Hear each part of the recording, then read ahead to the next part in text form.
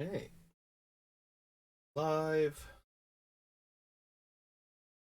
I took my power nap. I'm awake again, feeling a bit refreshed, and we are back and working more on Heliod. Close out the other tabs.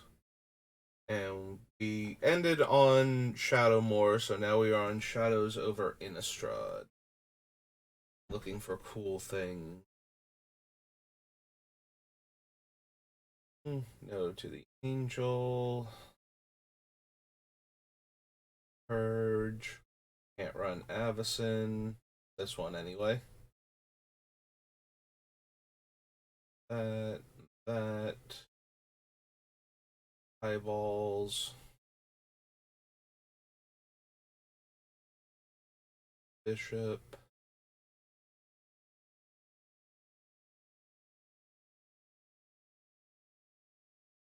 and it enters. Corrupted Graphstone, I never quite understood. Like, you have to get a one drop instant or sorcery basically into your graveyard for this thing to ever cast a spell or tap for mana on turn 3 or turn 2 when you cast it untapped. It just feels like, yes, there are some decks that would have been able to use that effectively, but most of the time, no. And I think they could have had this one come into play untapped, and it wouldn't have been a huge deal. I don't know. Maybe I'm wrong. Maybe there would have been a much better deck at the time if you could go like instant into graveyard, turn two, um, Graphstone, and cast instant or sorcery for 1 mana, and then, you know, and that would allow better sequencing.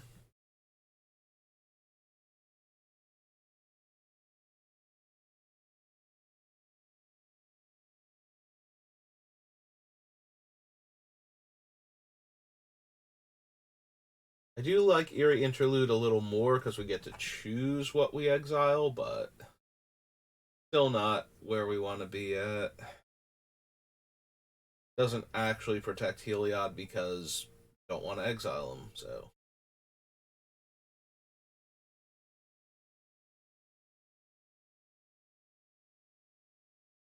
No. I discard all the cards in your hand and draw that many cards. Probably not.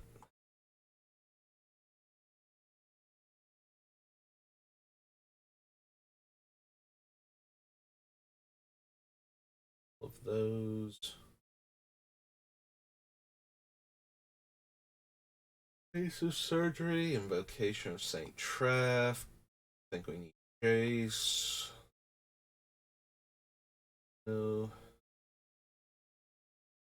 Magnifying Glass.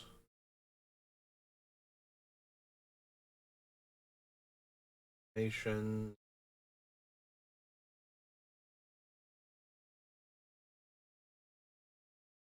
Nope.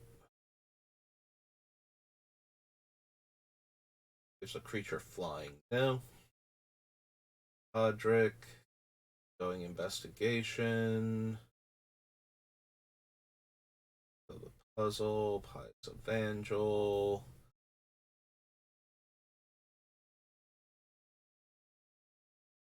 Hmm. Yeah, we can't really make a land produce more than 1 mana. Like, we need. I mean, technically we could if we had enough enchantments with Sarah Sanctum or one of the colorless lands that taps for 2 mana, but I don't think we can get to the point where Pour Over Pages is netting us mana and drawing cards, so.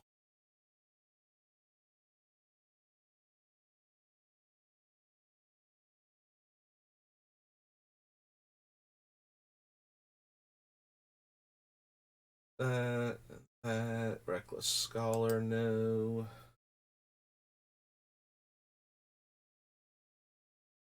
Rise from the Tides. Guessing not. Well, this turn. Nope.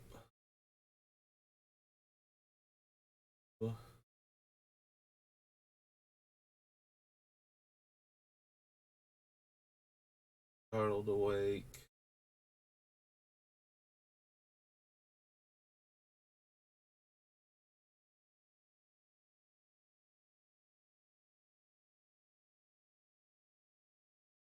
Journal for anything. Bother with thing in the ice. Trail of evidence.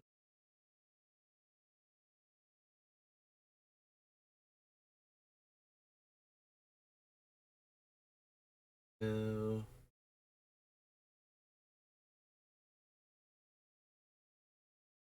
Toughness is 2 or less. If the spell's madness cost was paid, toughness is X or less. Yeah. We can steal things way more easily than that, so. And we're choosing not to. So that one's going to be a no also. Alright. Well, that's Shadows. The Shards of Alara.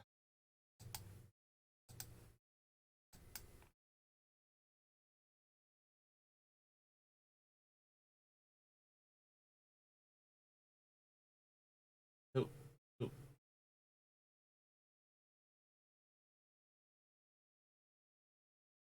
Yeah, there are a bunch of big, expensive spells in Shards of Alara, but I think most of them are 3 color.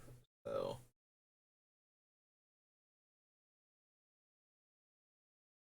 not expecting to get a ton of cards from this.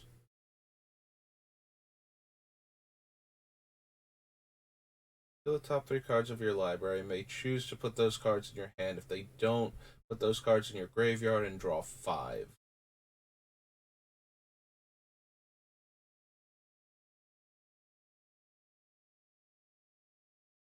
I mean, the biggest problem with Covenant of Minds is that if I reveal 3 mediocre cards, like 2 lands and a spell that's not doing anything, then I just get those cards, even if it only costs blue.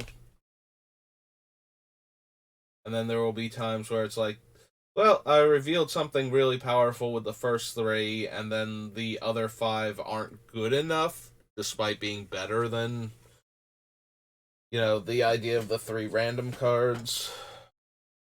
Like, it's still not good enough. Don't think we need Fate Stitcher. Go to Gather Specimens.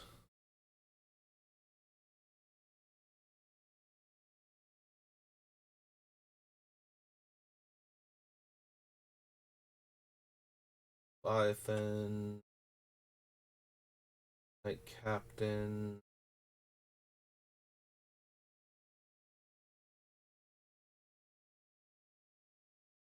No.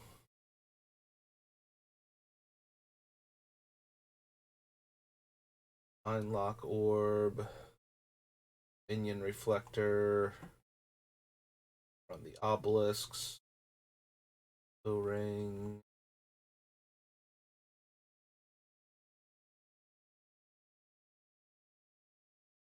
Nope. Relic.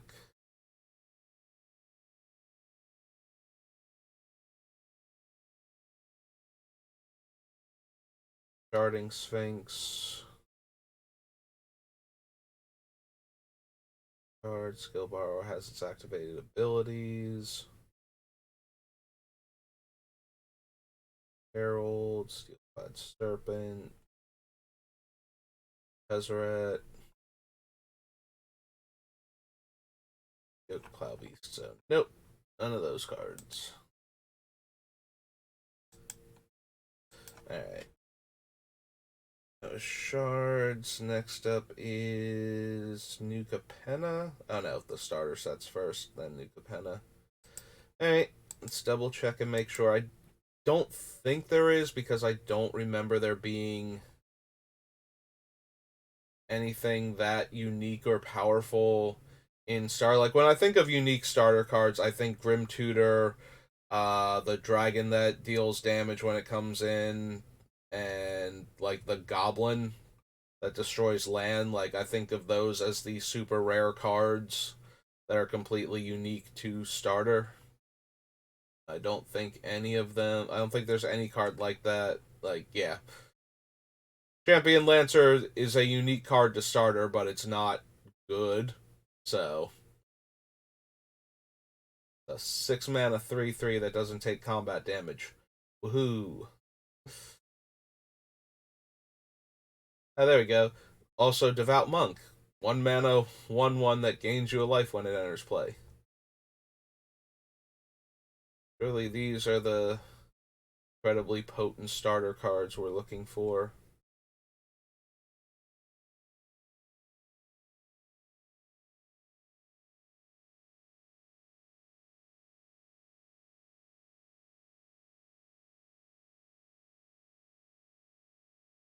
I mean, I guess Loyal Sentry is one of those cards until he got reprinted in 10th edition.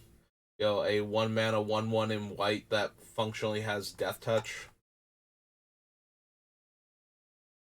when it's blocking. And while that is unique, it's not, anything that we're suddenly going to go, oh yeah, no, we desperately need to go grab this card and add it to our deck.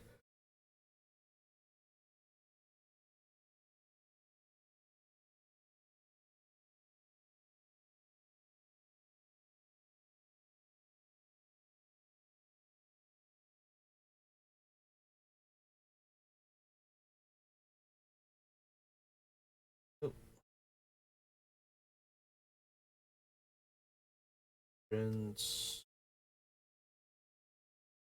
Drix. Yeah, nope, nothing. Starter. Alright, now, Streets of New Capenna.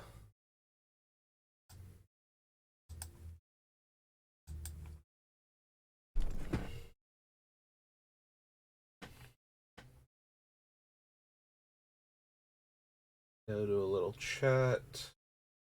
Draw two, then discard now. Offer you can't refuse.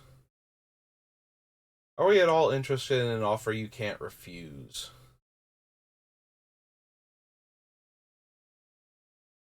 It's a very, very cheap way to interact with spells that would kill Heliod.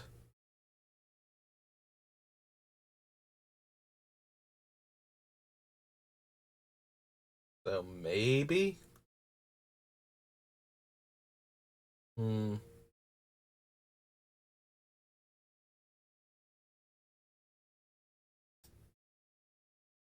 I suppose we can add it to the list and then it'll be another one of the. Alright.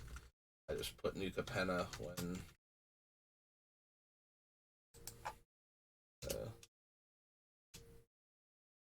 You can't. There's the one there, and that's bother me.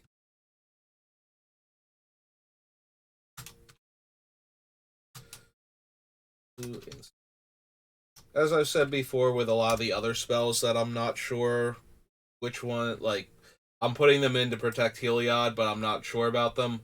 Some number of them are going to make it in, and the rest of them are going to get cut. And it's just a matter of giving myself enough different options that when we figure out what cards we're going to use to save Heliod, aside from, just regular counter spells and whatnot, which ones actually make it into the deck, if any of them.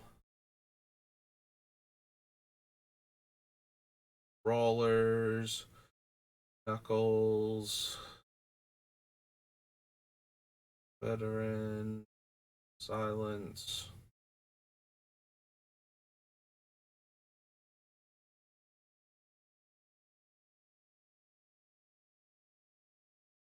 Robo.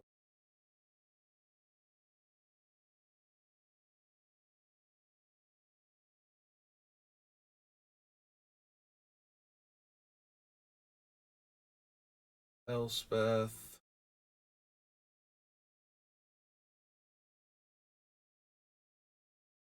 We gotta put even the score into this deck, don't we? We make the opponent draw 7 cards. That wipes away the 3 blue in the casting cost.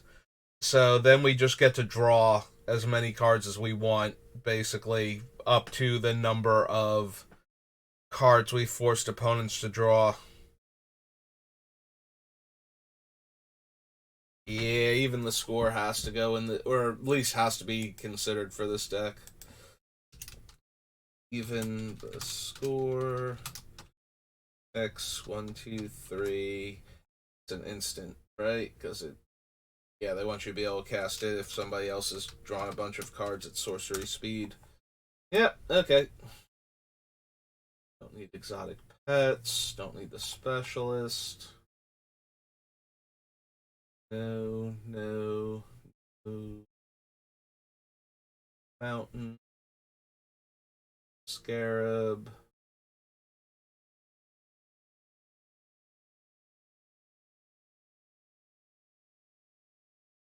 Ledger Shredder.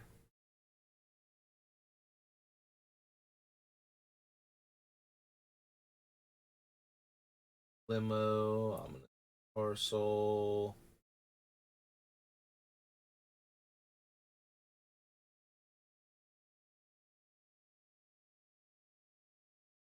Pocket.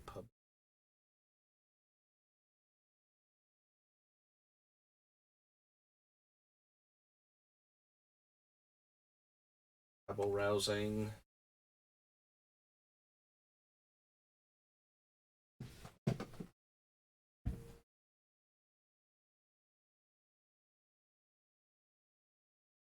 Bar Kraken. Revelation of Power.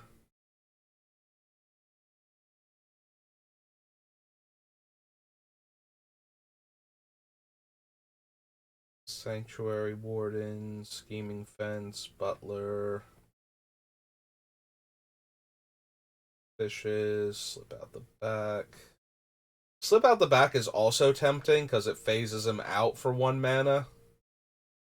That one might also be worth considering.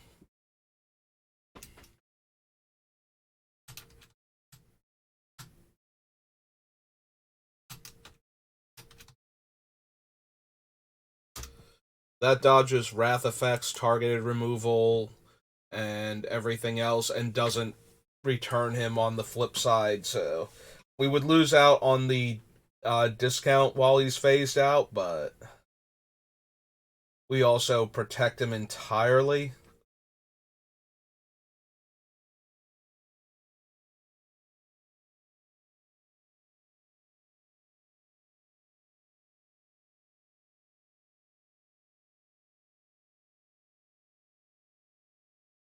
And the last couple cards on the other page.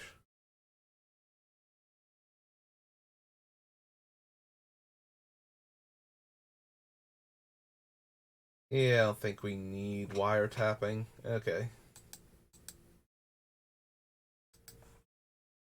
I guess I'm looking up Scryfall again for the New Capenna Commander.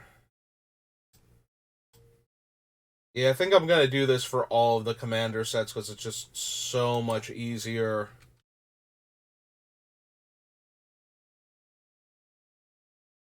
Promos, tokens, pensions.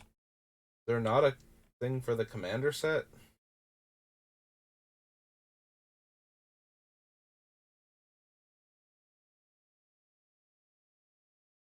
Under New Capenna Commander.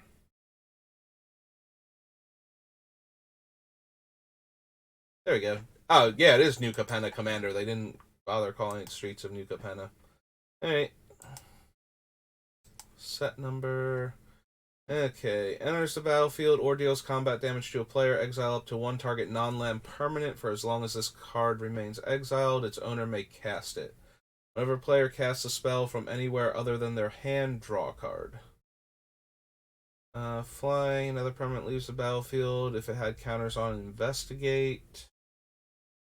Number of 1/1 counters equal to number of other creatures you control. Enters the battlefield, put a counter on it. Dies, create that many citizens. Put a shield counter on a creature you control. Choose a kind of counter on a creature you control. Put a counter of that kind on each other creature you control. Destroy all creatures with no counters on them. Grand Crescendo. Yeah, we might want Grand Crescendo. It is one of my favorite my creatures can't be destroyed effects. And the fact that we might be able to make 1,000,000 tokens in the process makes it worth considering at least. So Grand Crescendo. X, white, white. Oops, yeah, white, white. Okay. Permanent card in opponent's graveyard to the battlefield under their control. When that permanent enters the battlefield, return up to one target permanent card with equal or lesser mana value from your graveyard to the battlefield. Your opponent chooses money, friends, or secrets. For each player who chose money, you and that player. This is my upkeep.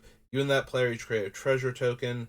For each player who chose friends, make a 1/1, and for each one that chose secrets, draw a card. Yeah, I have to believe that most of our opponents will choose friends at that point if we look like we're going to be doing the thing. So leaves the battlefield. If it had counters on it, put those counters on target permanent you control. Move any number of counters from target permanent you control to another target permanent you control. Enters the battlefield. Support 6. Counter on attacks one of your opponents. That creature gains flying. Draw a card for each opponent who drew 2 or more cards this turn. Then create a treasure for each opponent who had 2 or more lands enter under their control. Choose a counter on permanent you control. Put a counter of that kind on target permanent you control if it doesn't have a counter of that kind on it. Face Taker is a copy with unblockable, and we don't need that. Each of up to X target creatures you control. No, not up to. Each of X target creatures you control connive. You may have any number of them phase out.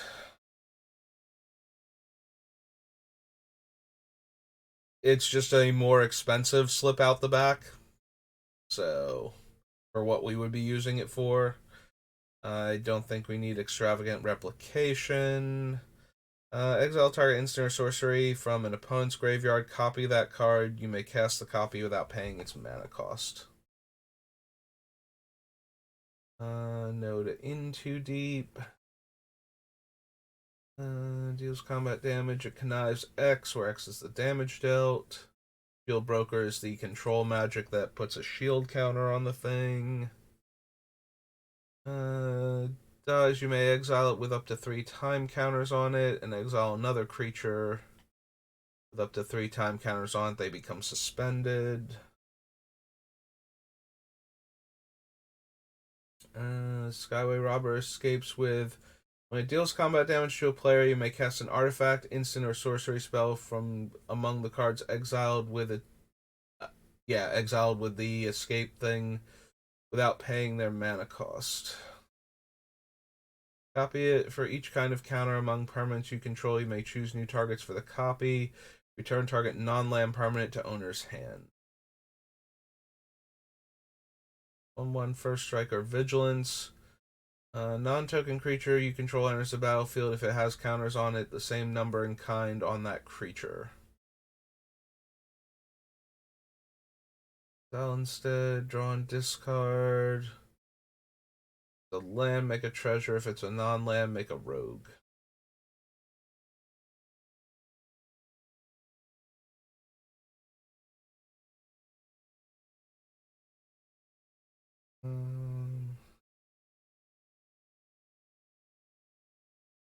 Think we need gavel. Don't think we need the buggy. Defender, reach, trample. Yeah, don't think we need that either. Alright, so Benny. Don't think so. You and that player each draw a card. When you attack enchanted opponent or a planeswalker they control, or when they attack you or a planeswalker you control, sacrifice the truce. Cast a spell. Your hand, you may reveal the top card of your library. Shares a card type. Counter that spell, and that opponent may cast a revealed card instead. And threefold signal. Nope, okay. So nothing from New Capenna Commander, other than, well, the, whatchamacallit, the Crescendo, right? That was the only one we added. Yeah. It's not fair to say nothing from there when I put the Crescendo on the list. And then Alchemy, so on to Strixhaven.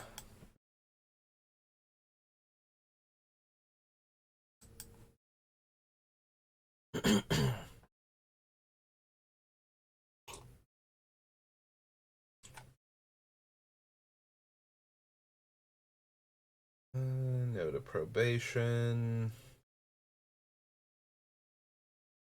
Fraction. Don't think we need Archmage Emeritus. No, the assistant. No, no, can't run Cody. Don't need the archivist. No. +1/+1 or creature with power 4 or greater. Nope.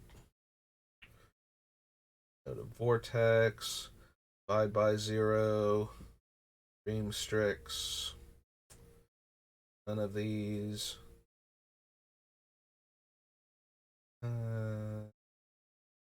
I don't think we need environmental sciences. We do get to cast it for basically free when we're doing the thing, so that's a little bit tempting. In fact, Intro to Annihilation might be a little bit tempting too. Top 5 cards of their library may reveal a land card and or an instant or sorcery card from among them. Each player puts the revealed cards into their hand, and the rest on the bottom of their library in a random order and gains 3 life. Still not interested in that card. Like, I may possibly be interested in the Wandering Archaic, although I doubt it. Still not interested in that card. We can't run any of the Deans because the ones that match all have an enemy color version on the other side, so.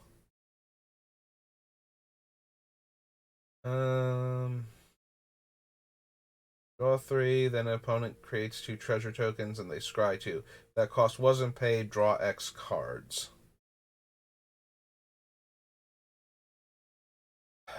We have both Stroke of Genius and another variant on Stroke of Genius that's also blue to an X and an instant, so I don't think we need Ingenious Mastery even with the ability to cast it in a weird way that would make the opponent draw 3, or make it...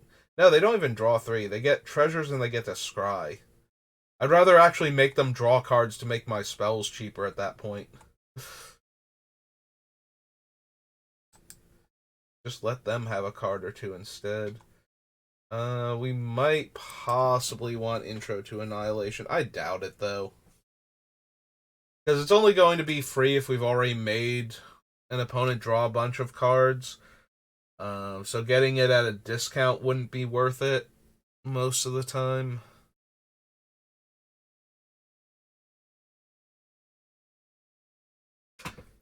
Yeah, we probably don't need Intro to Annihilation. It's a fun idea, because it does do the thing. Alright, do we want Letter of Acceptance? Since it's basically 1 mana more... Well, 1 mana more to cast and 2 mana, or 1 mana more to activate also above Mind Stone. And we get colored mana out of it.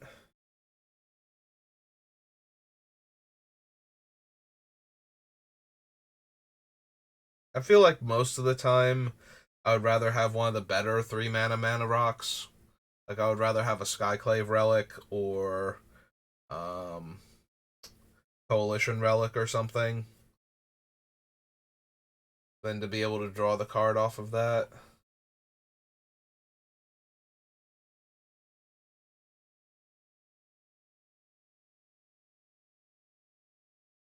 Oh, wow. I did not think of Mavinda. Mavinda works really well with what we're doing. So, As long as we don't mind exiling the card, if we've made our, like, if we've done the draw 7 thing, our spells cost 21 less mana. So we can cast a spell with, what is it? Um 13 more colorless mana in it, like an instant or sorcery with up to 13 colorless mana in it, still for no colorless mana. If we target it with Mavinda. The only real downside to this woman is that she can only do it once per turn. I think Mavinda's a girl. I forget now. There's a part of me that's like, wait a minute, I called Mavinda a girl, and I think Mavinda might be a guy. Sorry, Mavinda, I have no idea how to tell with owls. I only know parrots and other smaller birds, like cockatiels.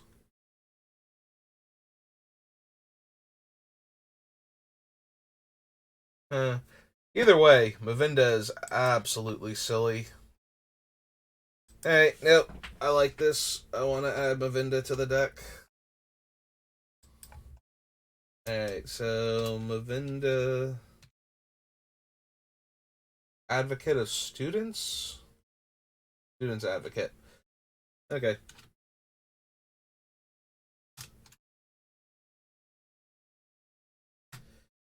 And they are 2 and a white for a bird advisor, 2, 3. 3. Okay. Yeah, no, Mavinda's silly in this deck. They do only activate once per turn, but that's still a rebuy on any of my draw spells or big flashy things, of which this deck is full of, so it's, not that hard to envision Mavinda just giving back one of the draw 7s or like a draw X type thing or something big and bomby that we didn't quite go infinite with. Um, like Mind's Desire or something. Yeah, no, I like Mavinda a lot for this deck. Also, they're castable like well before we're going off. So the only downside is that Mavinda is a creature and therefore likely to eat a removal spell and just be dead. But I don't think we have anything with Reflective Golem where we could take advantage of it. So no Jack, Notary Sculpt.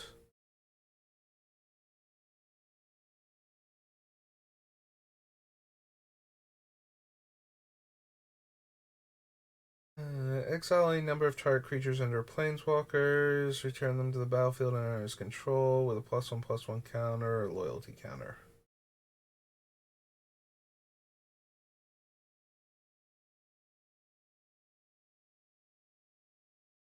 Snow Day. Yeah, this is definitely a solve the equation deck, though.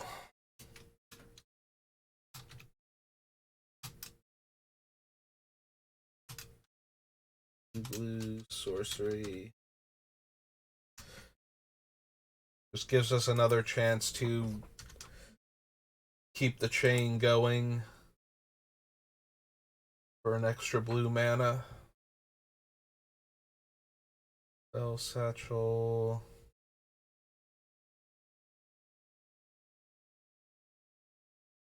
Proctor. Strixhaven Stadium. Study Break.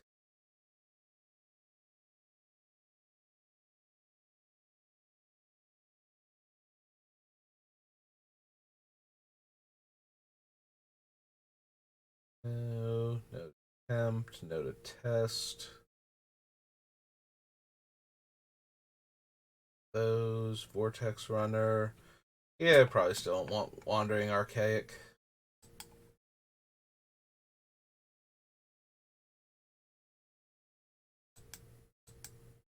By the time he's free, it doesn't matter. So, alright, on to Stronghold then.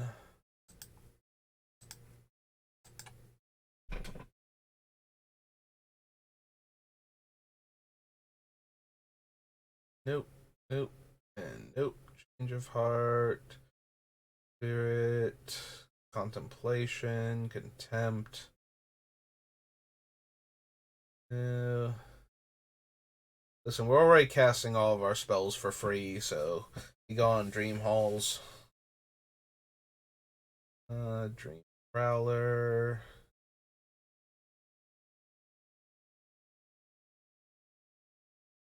I don't think the Heartstone is worth it. Knocking 2 mana off of the 4 mana to activate Heliod is kind of a big deal. Knocking 1 mana off. With both of them, it would be free, but I don't even think we have enough activated abilities on our cards where the Training Grounds is entirely worth it, so I feel like that one's just a dead card in our deck, except for when we need to cast and flip our commander in the same turn cycle.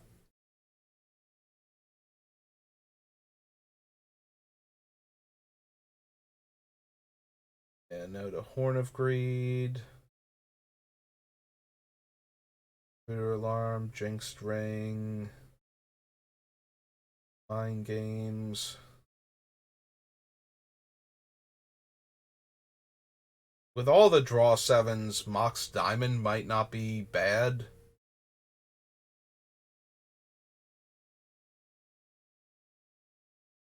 Still not amazing in the early turns when we just need to draw more cards, or we just need to keep hitting land drops, though, to try and set this up. Like, I think I would rather pay mana than lose a land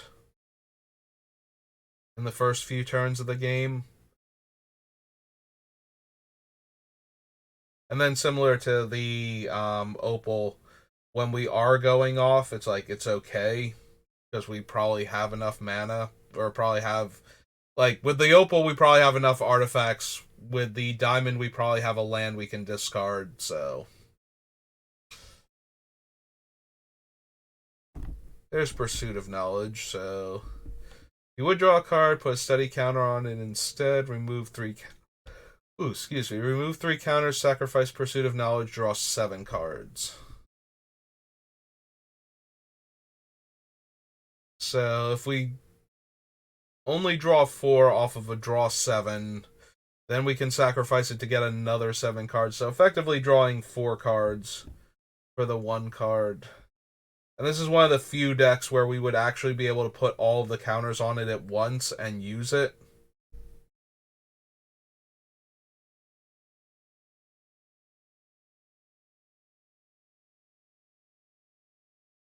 And if we do it during... So we would cast a draw 7. This would be in play. So during the resolution of the draw 7, we choose to draw the 3 less cards and put the counters on it. By the time anybody has priority to actually interact with Pursuit of Knowledge, we'd be able to pay the additional... We would be able to pay the activation cost on the second ability and draw 7 before it could be disenchanted.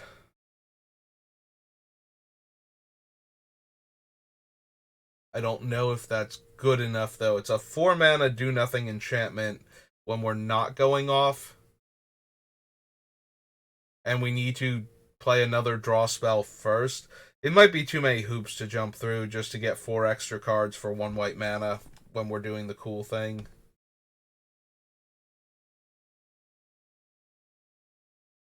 Go to Ransack.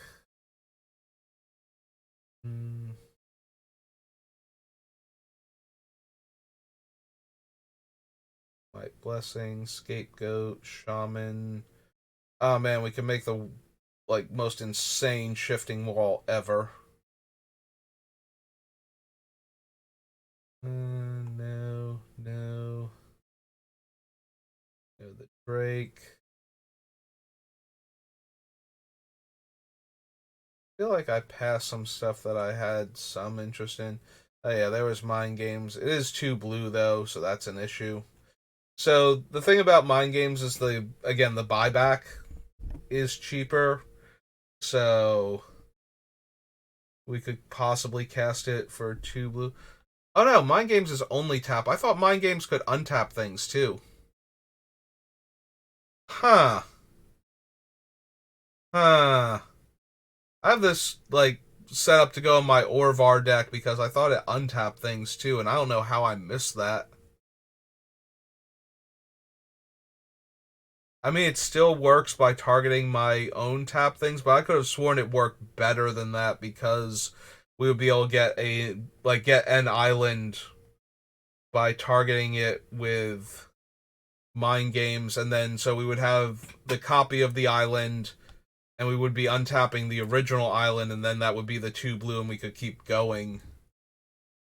Yeah, that's actually like way worse. It's still worth running in Orvar because it is a buyback spell that can target our land, and plus our creatures and artifacts on top of that, so keep making copies of them. But that is that is worse than I thought it was. All right, back down here then, where we were. Yeah, so there's Sky Shroud Falcon, Champion, no. No, Legendary Sword. We dealt to target creature this turn and give it that many 1/1 counters. The laboratory's not helping. Shapeshifter, no. Walls, Warrior Angel, Warrior and Core, and Youthful Knight. Yeah, no, I could have sworn head games also or mind games rather, also let you untap permanents. I thought it was either or. And somehow I did not notice that back when I was going over cards for Orvar. That does reduce the number of cards in the deck that can easily go infinite if you have enough mana on the first turn. Like, that takes way more mana to pull off now. Alright, to Tempest then. Where we'll be adding this Ancient Tomb. Help speed up our mana development.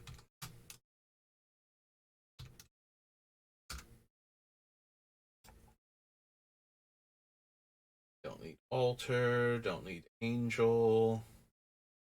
Anoint.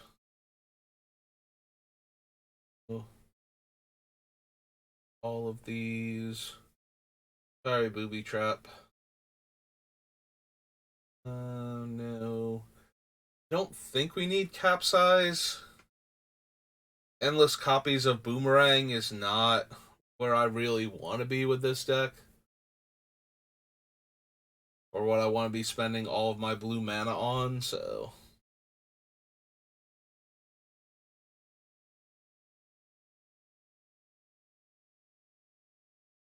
First scroll, disenchant, dismiss.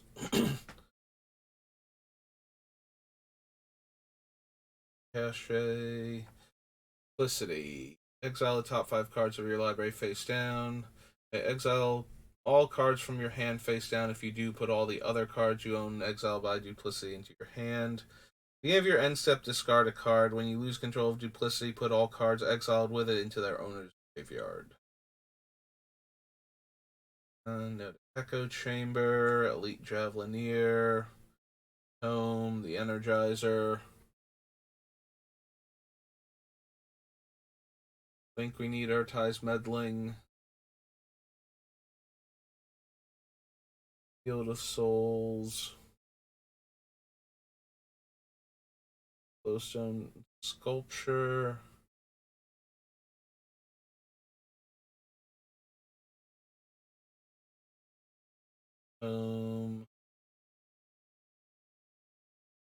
Giant Flying Squid. Grindstone, don't need Helm. Yeah, I kind of need Heliod to have his abilities, so the Humility.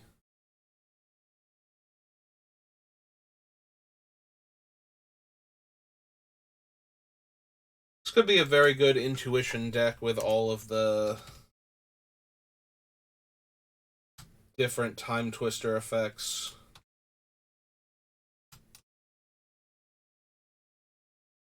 Like, if we put the Aeons in the pile, what do they even do?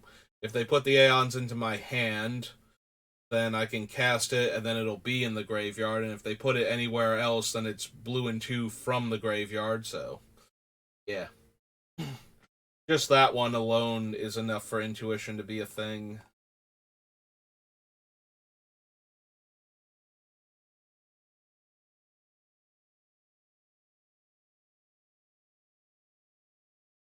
Legacies Allure, Domain. Yeah, I don't think we need Lotus Petal. I do like this deck, and I do want to make it go quickly, but I cannot imagine Lotus Petal is where we want to be at. Maybe. It's so weird. There is a world where I want the Lotus Petal just to make this deck a little bit faster.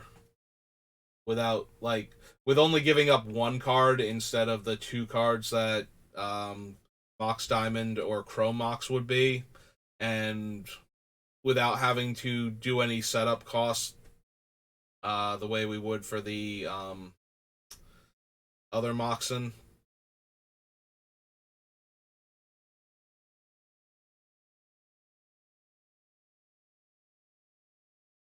Meditate.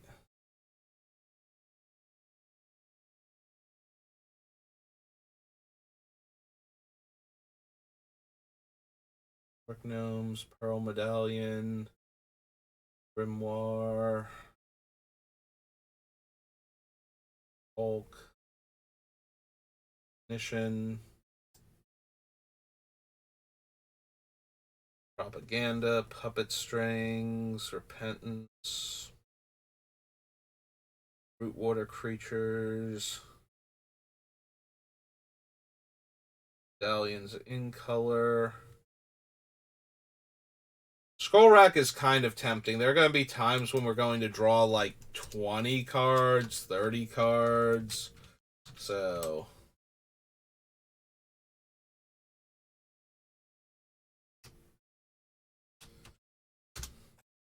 you know, there's always a slim chance that what we really needed was in the bottom half of our deck, and being able to swap the cards in our hand for that, probably worth it. Yeah, I scrolled fast. I'm like, I'm going to slow down and go back, and I'm still scrolling fast because my head's focused on what we would do with Scroll Rack and not what cards are passing by. Take a moment. Spirit Mirror, Squeeze Toy, Static Orb.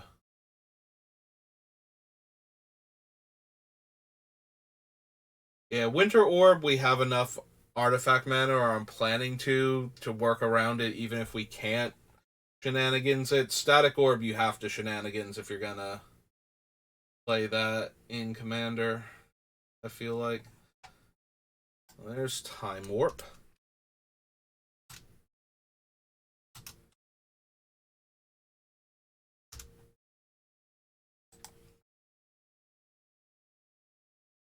The Torture Chamber, Trade Wind Rider, Witch,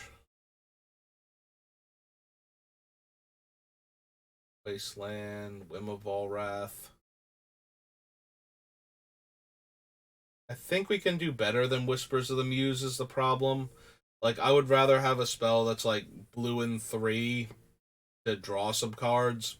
That would just be one blue at that point than to pay blue and draw a card each time. Or even like the 2 blue and draw like 3 to 4 cards from the things that used to be 5 mana. That was Tempest. The Brothers' War.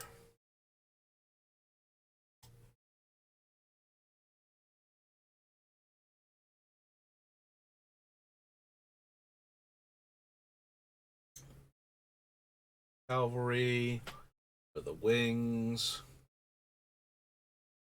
No, no. If you cast it, exile target instant or sorcery card with mana value less than or equal to its power. Copy that card and cast the copy. Its default power is 4, which means that the only Time Twister effect we could actually copy, well, we could copy Days Undoing, um, and actual Time Twister are the only two we could do. And if we're gonna do Days Undoing, we have to do it on the opponent's turns. We can't um, do that on our turn, because then our turn will end during the resolution of the spell, and then we don't get to do any of the cool things. So yeah, I don't think we're running Arcane Proxy. No, no.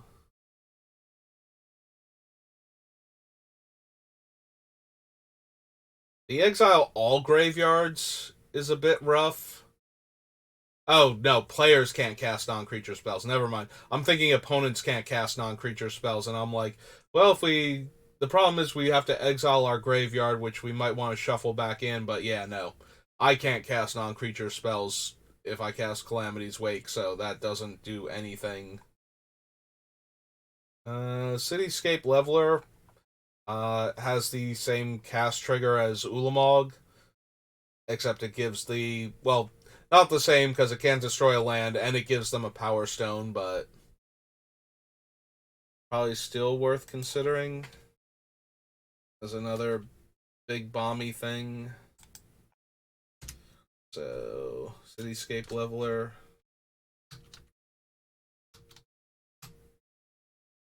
An 8 mana construct.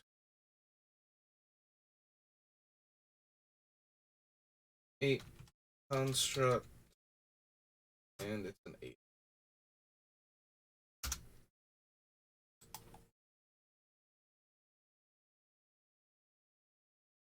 Play Champion.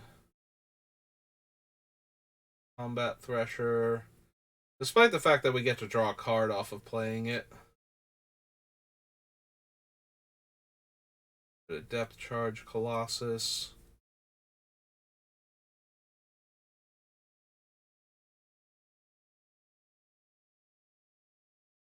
Return target artifact you control to owner's hand. Copy target artifact spell.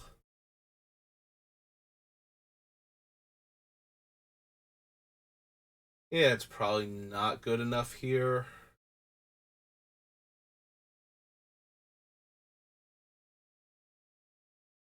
Geologist, Flow of Knowledge. Deal any number of artifact cards. No.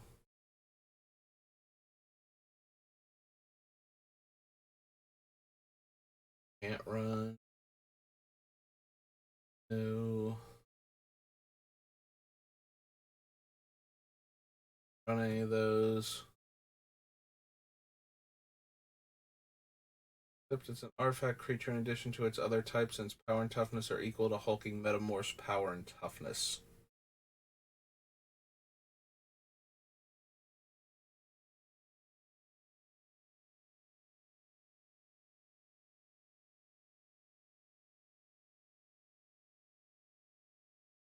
These.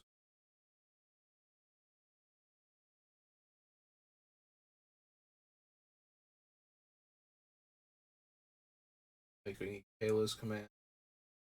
Top 7 cards of your library. X artifact and or creatures with mana value 3 or less. The battlefield rest on the bottom.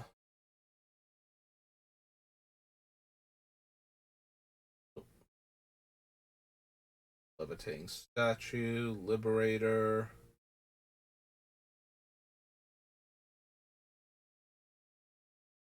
Sorry, Loran.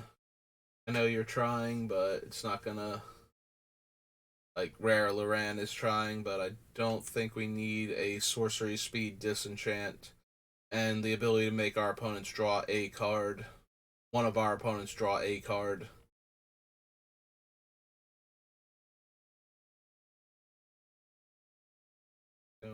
Donation. Don't need workers.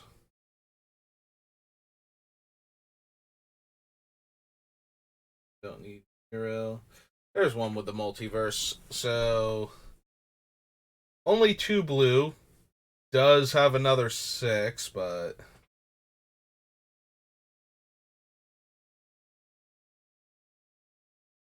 is a functional whatchamacallit, future sight.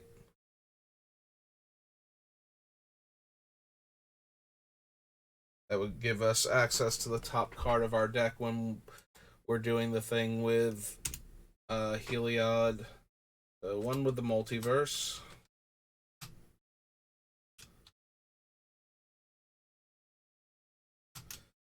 6 blue and an enchantment. Can't run that. Go to the Vanguard. There are those. Dispenser. Do we want the portal to Phyrexia?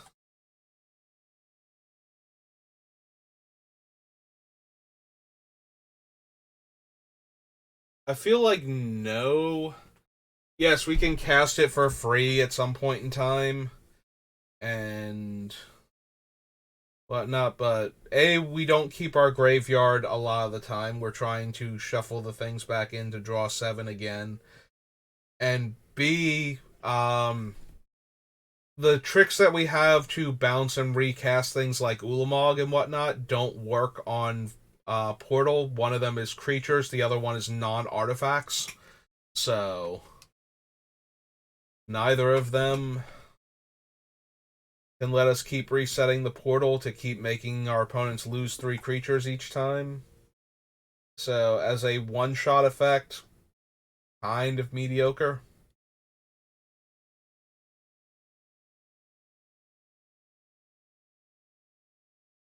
I mean, it would make It That Betrays super excited and want to get Jam back into the deck, but I don't think that's where we're going to end up with.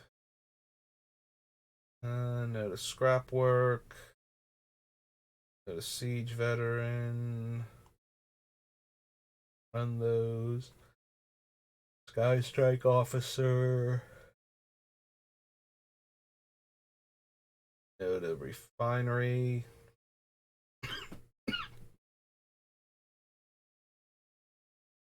Scry X, where X is its power. Yeah, I don't think so.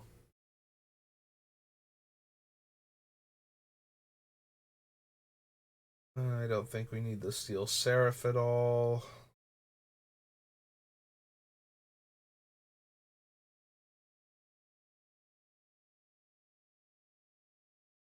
Surge Engine.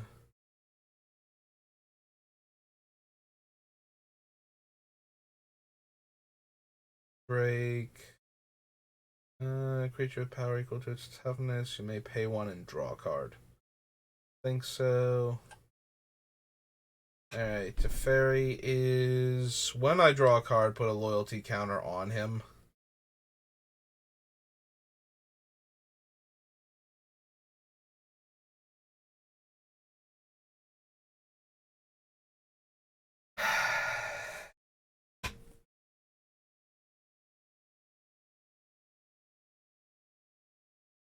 And shuffle each non-land permanent that player controls into their library. So it only messes up one opponent. And it only kind of tempos one of their plays while the rest of their plays go away. If Teferi was each opponent, I would probably play him just because we can cast him, let him sit there, draw some more cards, get his loyalty up to 12.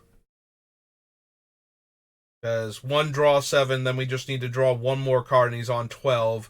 And then we can down tick him 12 and basically wipe everybody's things except for their lands, and they get to hold on to one of their permanents in their hand.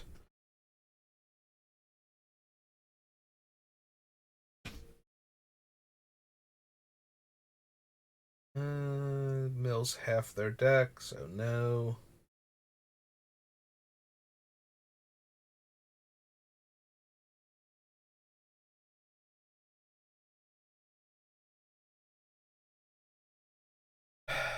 I don't think we need the Meek Stone and Might Stone, or Weak Stone and Might Stone. And technically, it's Might Stone and Weak Stone in that order. Um, when we're going off, it's literally just a free draw two, or a -5/-5 to a creature, and it can tap for colorless mana, but only for either activating abilities or casting non-creature spell or non-artifact spells, or no, only for casting artifact spells. Other way around. I knew what I meant. I'm like, I said that. I'm like, that's definitely not right. That is not how Power Stones work. um, but I don't know if that's actually good enough.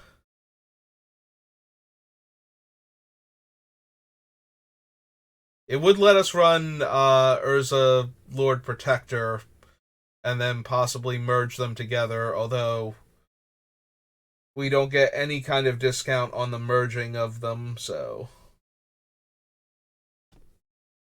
I don't even know that Urza Planeswalker would be good enough. Beginning of your upkeep, scry 2. When you choose to put one or more cards on the bottom of your library while scrying, exile that many cards from the bottom of your library. During your turn, you may play cards exiled with a temporal anchor. Nope.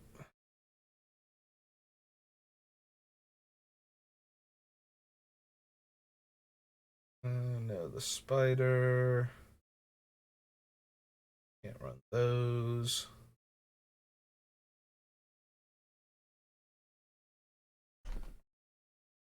Artifact instant sorceries cost 1 less. And 7 mana to fuse them. Get to activate 2 of his abilities. Artifact instant sorcery spells cost 2 less, gain 2 life. Draw 2 cards, discard a card.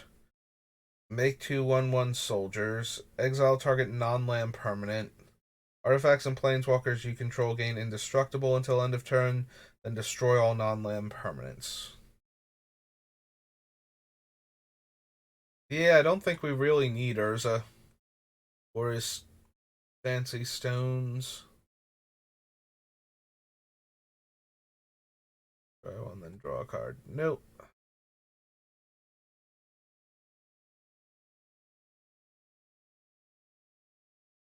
Each player chooses 6 lands they control, destroy all other permanents, activate only as a sorcery.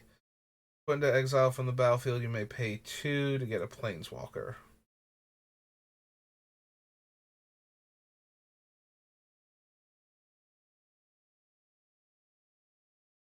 No, no, and no. Alright.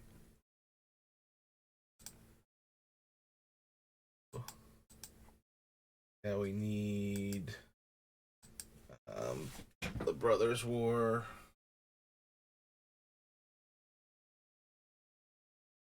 Commanders, and we get rid of the Duke of Penna option. We search. And we go by set number again. As long as an artifact creature you control is attacking, prevent all damage that would be dealt to this thing. Comes tapped, exile the top 6 cards. You may cast a vehicle or artifact creature from among them. Rest on the bottom of the ring. The 1/1 counter on it. Remove a counter from a permanent you control. For a plains card, if opponent controls more lands, put it on the battlefield tapped. If you don't put it into the battlefield, it goes to your hand. +X+O, where X is the highest mana value among artifacts. Reveal that many cards from the top of your library. Put an artifact revealed this way into your hand. Choose target artifact you control. For each creature chosen this way, create.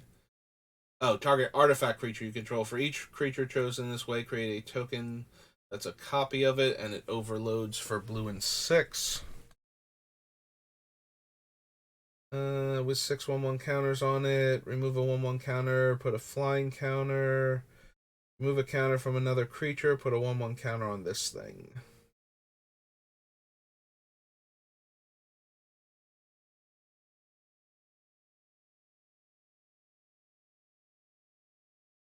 It's a copy of any creature on the battlefield except it's an artifact and has tap add blue. So probably not.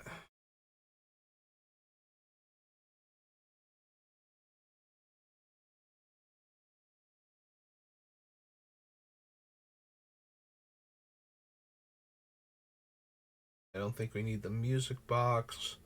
Flying Vigilance, Trample, Lifelink, and you can exile it from the graveyard to put all those things on something else. Sacrifice another artifact, top 8 cards of your library, put 2 non-creature artifact cards with total mana value less than or equal to the sacrificed artifact's mana value from among them onto the battlefield and the rest on the bottom of your library in a random order. Nope. One or more artifact creatures you control die. Draw a card. Triggers only once. Create a 1/1 Thopter. Permanents you control have Ward 2. Mill 2 cards and exile a non-land card at random from your graveyard. Copy it. You may cast the copy without paying its mana cost. There's the battlefield starting with you. Each player chooses up to 5 permanents they control. All permanents other than Disciple of Hylas Nin that weren't chosen this way phase out. Permanents can't phase in.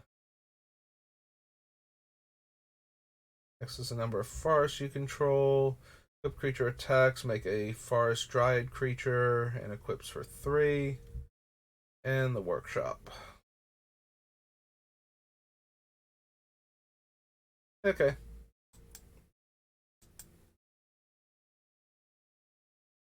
Back over to here. Brothers War. We also need to do the Brothers War Transformers cards. I don't think there's anything. Because we would have seen these when we were building Urza before, and I don't remember anything that's stuck out.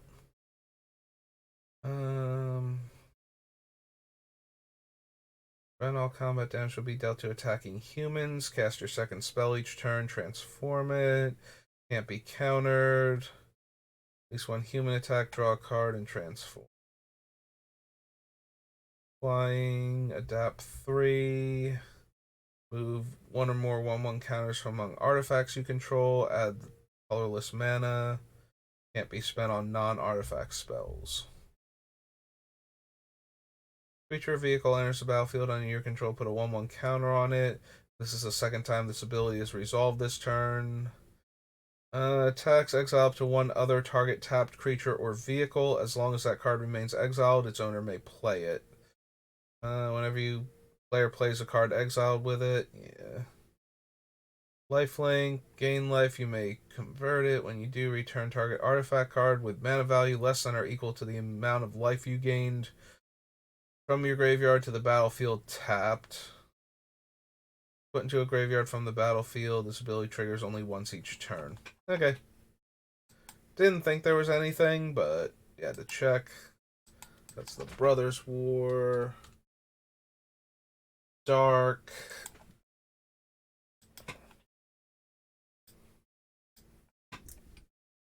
I don't remember there being any particularly insane artifacts from the dark that didn't have like activation costs we can't circumvent, so Ventus Wizard, Barrel's Cage, Blood the Martyr, Mighty Bone Flute.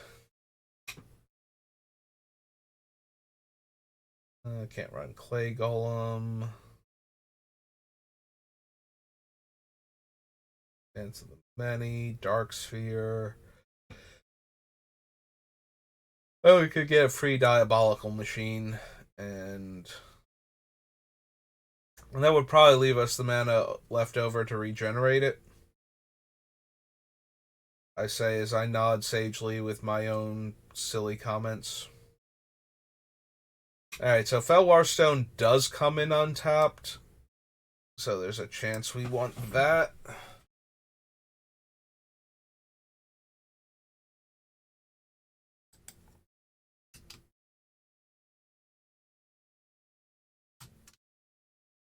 Stone to art. Check.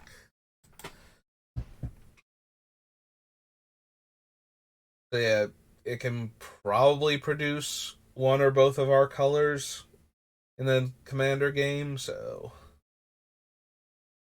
and it comes in untapped. It's doing two of the things we really want our mana rocks to do, and it's also cheap enough to help us ramp in the early game. So even if it's not doing the other two things, well, the other one thing that we really super need it to, it's still coming into play untapped and helping us ramp our mana in the early game. Creature, no psychic allergy. Reflecting mirror, no. Scarecrow, no. Skull of Orm. Standing stones. Oh man. Once we get all of our casting costs down low enough, we can play Stone Calendar for free and get our casting costs down even lower. War Barge, Water Worm, and Witch Hunter. Nope. That was the dark.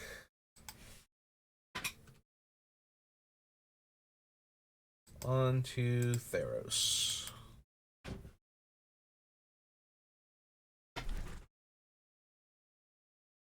Don't need the Crow and Horse.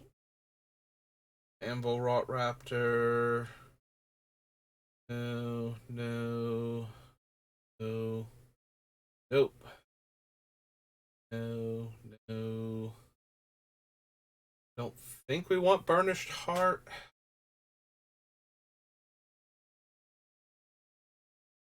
It does ramp us, but most of the time it's just going. Most of the time it's going to be 3 mana, and then 3 mana to sacrifice it, but. Suppose. You still want to consider it. It's a 3 mana, it's an elk, right? Yeah.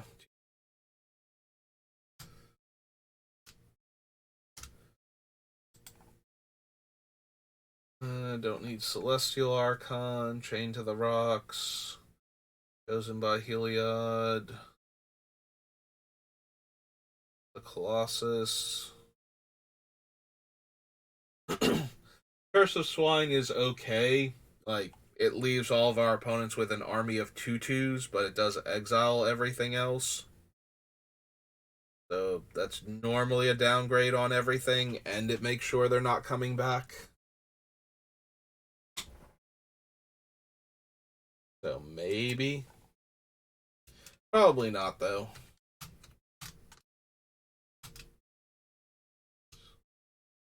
It is a sorcery, right?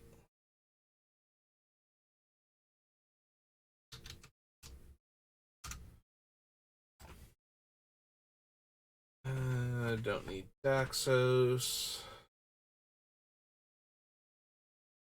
Elspeth. Definitely don't need the Evangel of Heliod.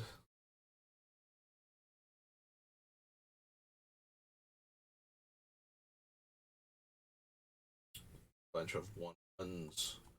Not super helpful.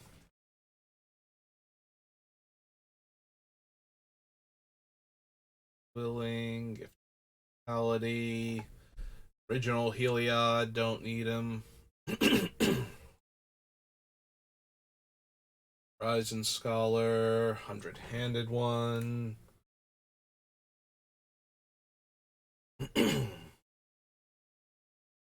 No, no, no. Master of Waves. No, I don't think we want Madami. We have a bunch of ways to take extra turns already, so Madami can't attack during those extra turns to set up more extra turns, so.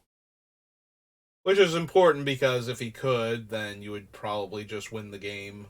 The spot for taking infinite turns and attacking with your 4/4 flying Sphinx. You at least ruin that one player's day who can't block it. Gnostic Sphinx, Pixelmonium.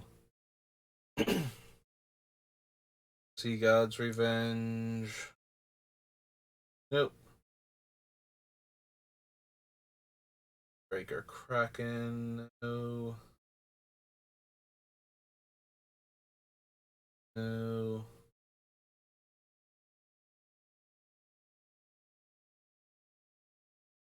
Not quite good enough. Thassa. Bounty. Or Emissary.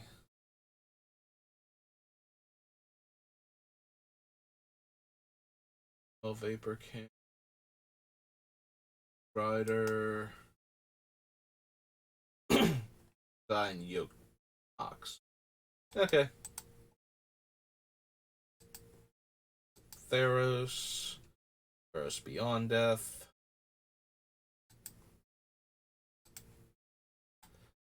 The Throne of Eldraine.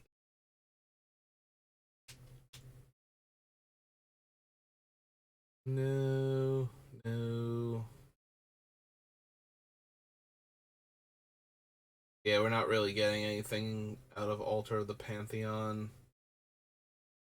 Other than a life if we use it to cast Heliod.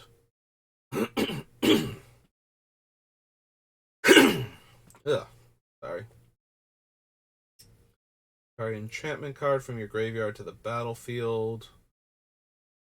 No. Go to Erasure. Caliphate. No. Nope.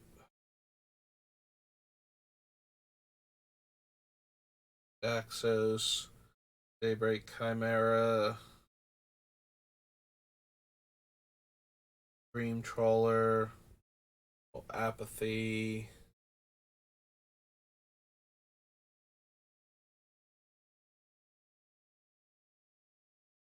Was the Eidolon of Inspiration from, like, the fancy packs? Yeah, it was. I was gonna say, I do not remember this card existing.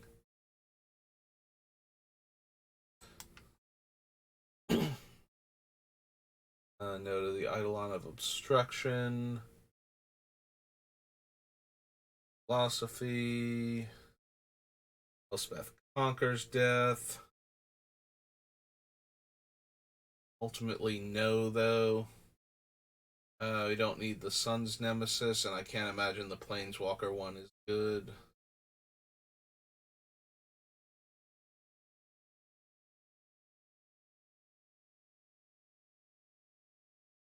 Battlefield searches for that copy. No, the Liar. Favored. Flicker of Fate.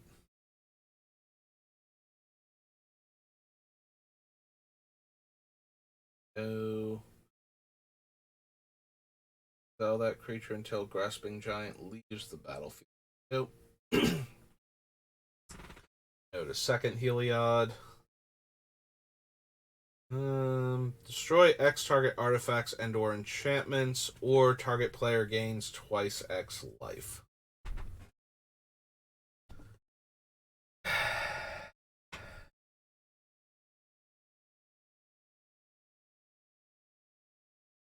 Destroy target artifact and/or enchantment, or gain that much life.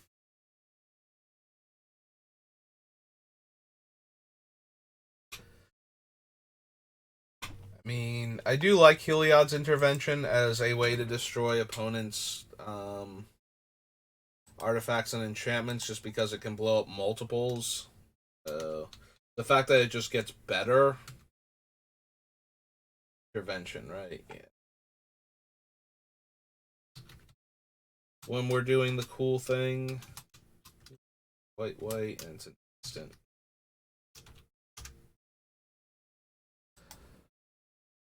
Punishment, no. Pilgrim, no. No to Ichthyomorphosis. Dominable Will. Blessing. I think we need the Sea God.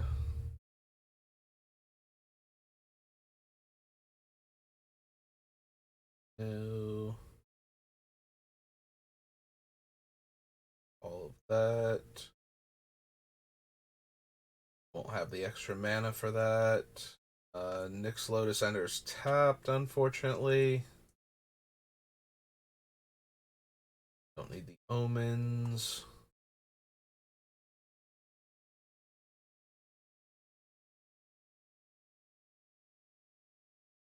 Guardian Thaumaturge.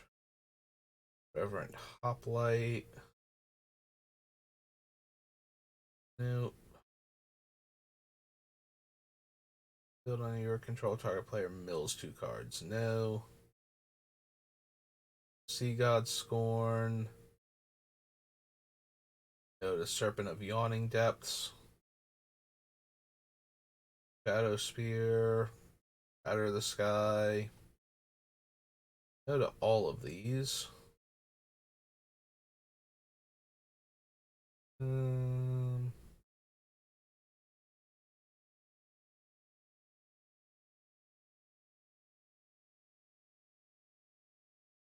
could technically run the Soul Guide Lantern as a way to exile our opponent's graveyards if I cared enough about that.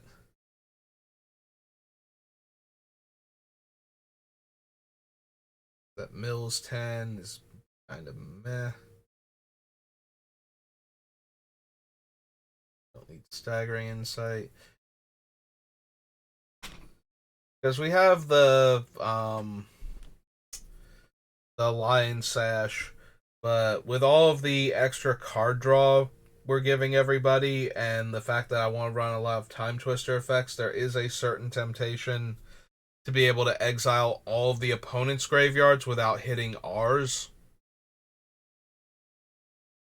And it's also a card that lets us draw a card if we want to, but it does cost 1 mana and tapping it to do that, so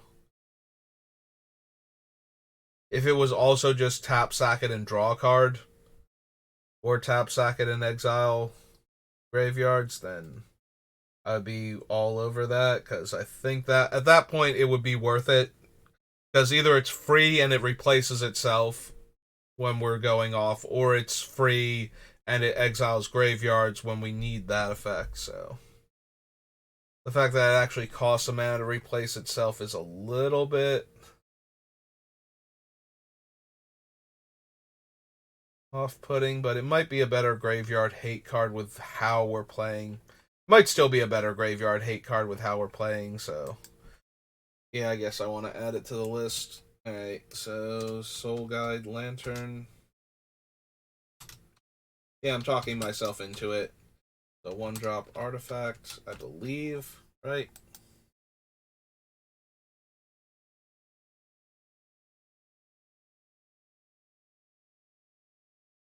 I don't need Stern Dismissal. There's the Sunlit Hoplite. Sunmane Pegasus. Oblivion. Can't be blocked. Nope. Gideon's Fangirl.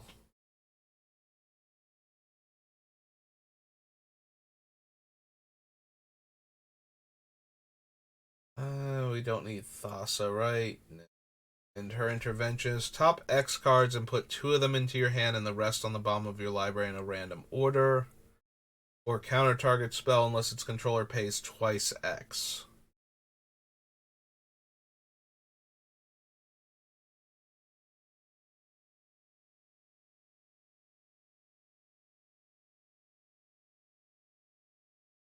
So we can get to look at like 20 something cards, but we can only ever take 2 of them. We do get the best 2 out of the 20 some odd cards though, so there's that. Like the other draw spells don't let us look at anywhere near as many cards. And there's also almost no way anybody can pay for the counterspell half of it when we're doing our thing. So I suppose I'm interested in this one also.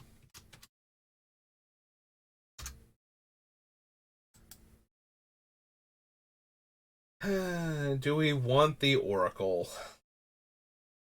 I think not. Like, I kind of thought about the Oracle with a lot of the other cards that we have. Um, that are currently on the list. But I think it's a lot harder for us to deck ourselves to the point where Thassa's Oracle wins us the game. Like, either we are actually actively killing ourselves with how many cards we're drawing, or we don't get that many. Like, we don't mill or exile our entire deck at any point in time. The only way we have to get the entire deck gone right now is enter the infinite, which would work with the Thassa's Oracle, but yeah, I don't think we need the Oracle. I think we're better off with like Lab Maniac and maybe Jace Wielder of Mysteries to win the game instead of the Oracle.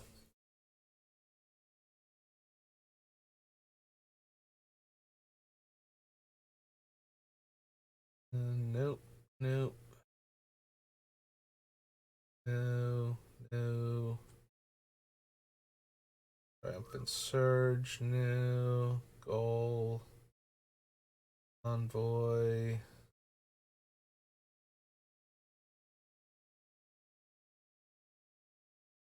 And no. Alright, back we go. That was Theros. To Throne. I know I missed the E there, but yeah, Throne was the next set, so that did work out.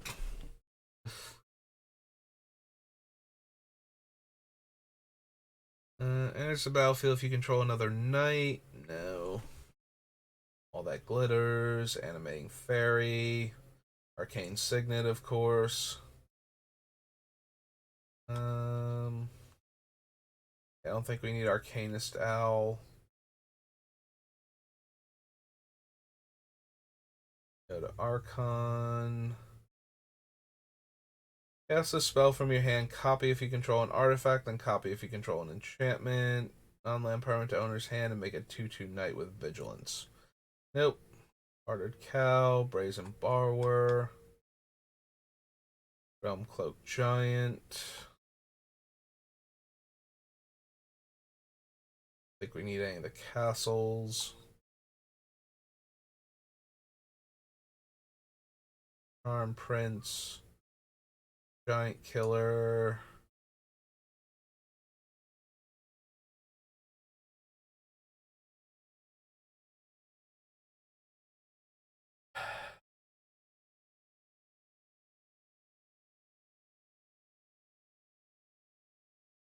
Maybe with Dance of the Manse.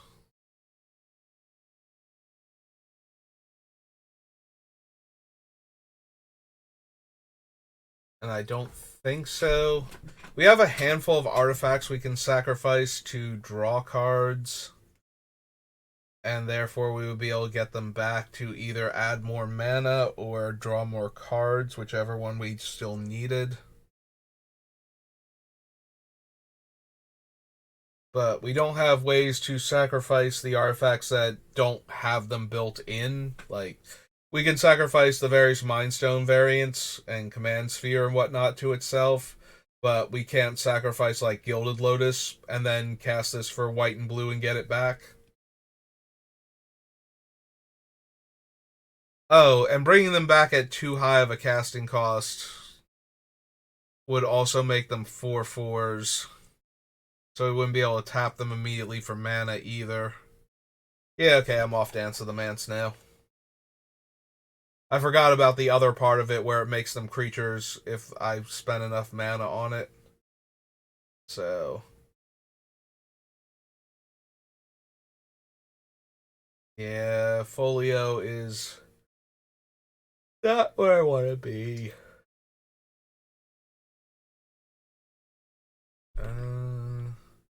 Draw X cards. Whenever you cast a blue spell, tap target non-land permanent.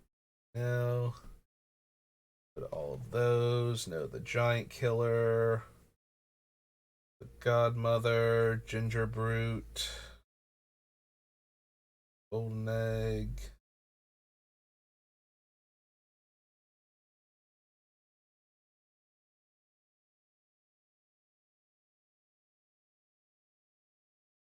Banner. No.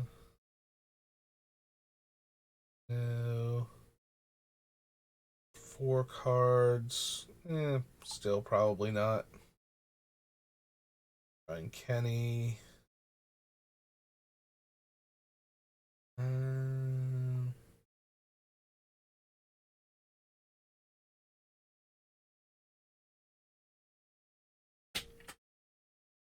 Yeah, no, Midnight Clock, while being a Time Twister variant and being powerful, is kind of powerful for the same reason that, like, is powerful in general for the same reason that's bad in our deck, which is it's only letting us draw the 7 cards. So, we don't actually get any kind of discount to use our new hand with.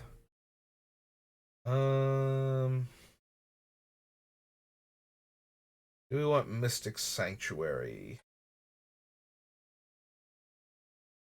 Eh, probably not. Putting the card back on top of the deck is a bit awkward, since a lot of our things are going to shuffle.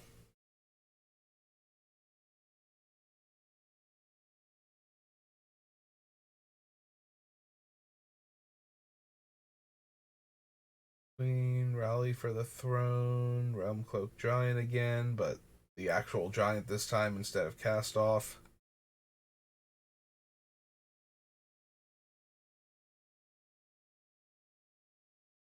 Nope. Artifact and enchantment, no.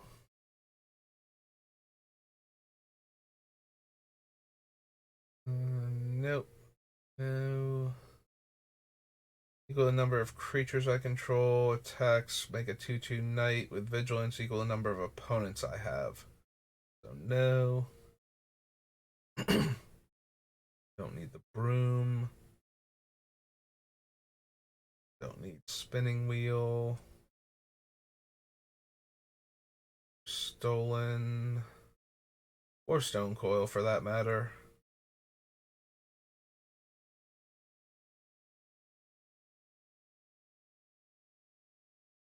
Yeah, I don't think we need the circle of loyalty. Put a knowledge counter on the magic mirror, then draw a card for each counter on it. Nope. There have been plenty of other similar things that we could run like that that don't start off with the huge mana cost. So,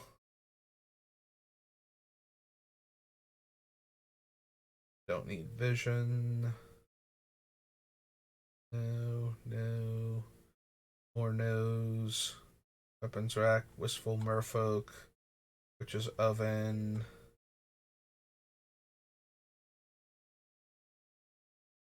Elders. Yep, nope. That was thrown.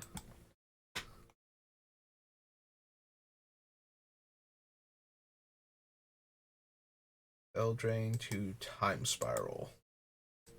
Alright, Time Spiral, what insane things do you have for me? I mean, your namesake card's going in the deck, but do we have anything in the set that I want?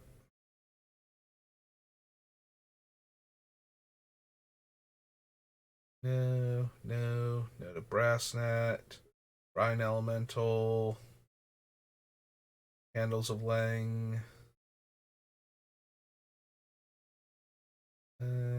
Careful Consideration. Castle Raptor, Cavalry Master. No, no. Radix Star, no. Chronotug. Vaunt. Box Spinning.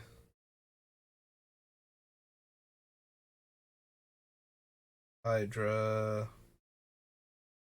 Trickster. Nope. No. No.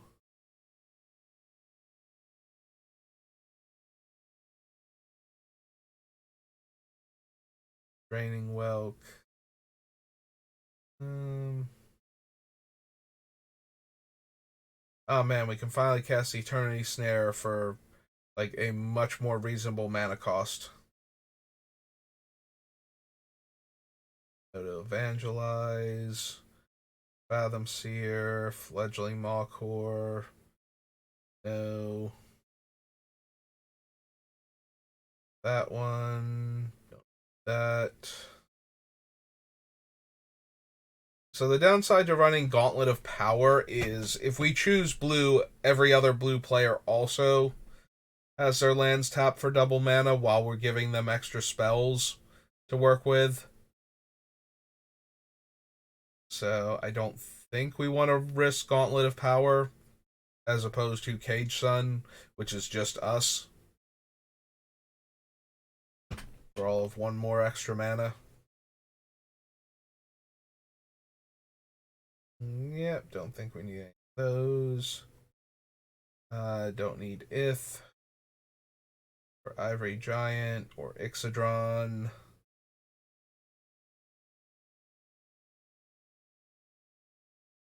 Looter, Lotus Bloom.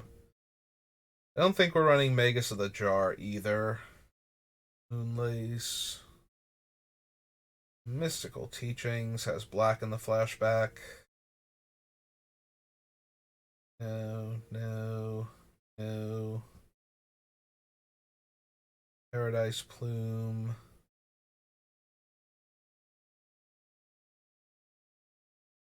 Paradox Haze. Totem. Pegasus. Store Balance, no. We already have the Heliod's intervention. I don't know that we would also want Return to Dust, and I don't think that we do. It is nice to be able to exile certain things.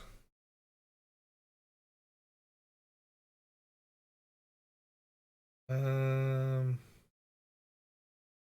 guess we can add it to the list and see if I need a second disenchant effect. So, Time Spiral.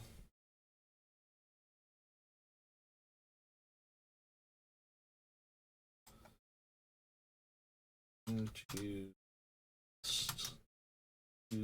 white instant.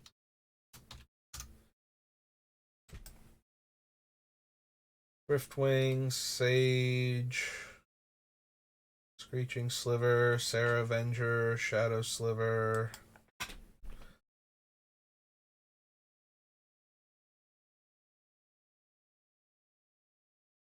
Nope, nope.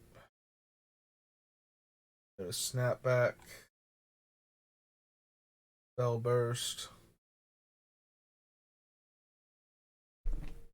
Although Spell Burst on the turn that we're going off, like if we've already made our opponents draw 7, so we can spend blue, and the 3 is already downgraded, so yeah, we should be able to counterspell almost anything. It does need to be in our hand, and there is a chance that we're going to Time Twister it away. Although what we can do is, if we aren't interested in the other cards in our hand, we can cast Spell Burst, and with it on the stack, respond with one of the other Time Twister effects. Because Heliod lets us cast everything at flash speed, so. And then we would have the Spell Burst back in our hand. In fact, depending on what we have, if we're worried about other things, we might cast like any spell, like an artifact spell, so it's 0. Spell Burst that spell, and then cast the Time Twister effect in response. Alright, I'm down for Spell Burst just as a thing that will stop our opponents from stopping us randomly during our spell. It might not make it because of the other things that we have in the deck, but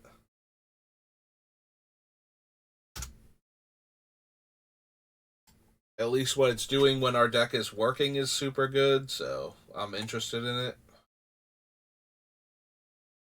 Don't need Stuffy Doll here. I mean, yeah, we're going to run Teferi. Creature Teferi. Is it just Mage of Zalfir? Yeah. Opposed to Archmage of Zalfir. ZH. Yeah, the H is at the beginning. That is 2 and 3 blue. Wizard 3, 4. Yep. Human, Wizard. Like, we're definitely running him because not letting our opponents respond to any of the things we're doing is going to get them killed, so I would like if our opponents lost the games that we were winning instead of finding a way to crawl back into it.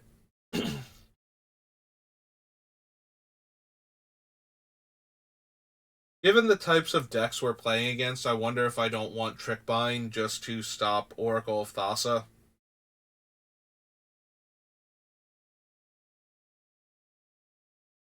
Like, I haven't played a lot in the new store that I've been going to. Usually when I get there, the Commander games are like already going, and I'm also usually there for draft. So if there aren't enough people for draft, then I usually just wind up leaving because the games take a while, and I never feel like I can jump into one of them. So, but I do see a lot of Oracle of Thassa there in the more competitive players, and given the nature of this deck, that I feel like those are the types of decks I'd be playing against. So, grabbing a Trick Bind for the deck might not be a terrible idea. Just to stop Oracle of Thassa in a way that other players can't interact with. So that way if they've Demonic Consultation away their entire deck with the Oracle of Thassa trigger on the stack, and you Trick Bind the Oracle, you just eliminate that player entirely. It is the other reason for summary dismissal and what's its name though. But this one can't be. It can be countered, but it needs to be countered by something that can interact with split second. So triggered abilities and um, things like morph that don't use the stack initially.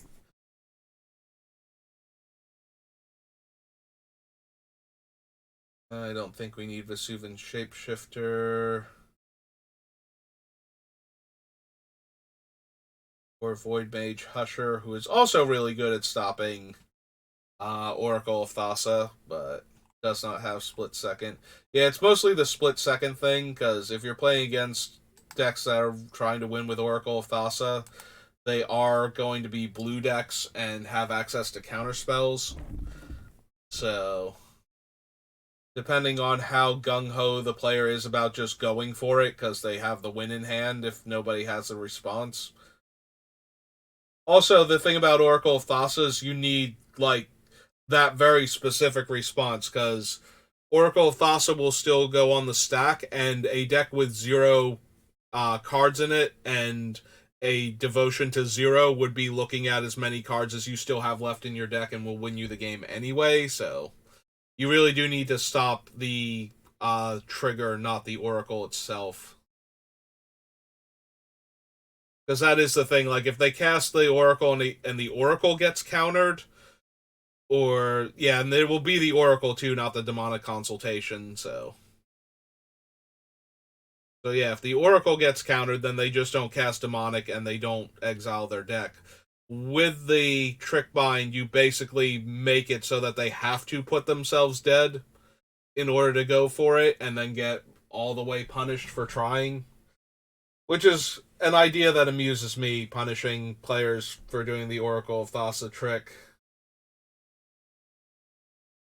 Specifically for Oracle of Thassa itself, and not for, like, if you just get the Oracle countered, then it's just another card out of your hand, and it's whatever. But getting the trigger countered once you have set it all up means that you actually just straight up lose the game. And then you can go play Magic with somebody else that wants to put up with that. Or just wait a few minutes for me to actually combo off and win. One or the other. Yeah, if I'm playing this deck, then I guess I don't need you to go away, because I have agreed to these terms and sat down to play this game of Magic, so I don't think I want Walk the Eons. Yeah, we have a bunch of powerful Time Walk effects already. Don't think I need that one also. I don't need Wipe Away for this deck. And yeah, that's going to do it for Time Spiral.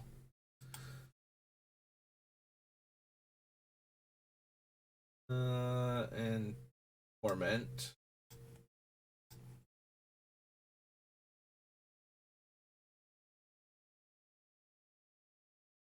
I don't need Alter Reality. Lesser Liquatus. Draw 4 cards, then choose X cards in your hand and discard the rest.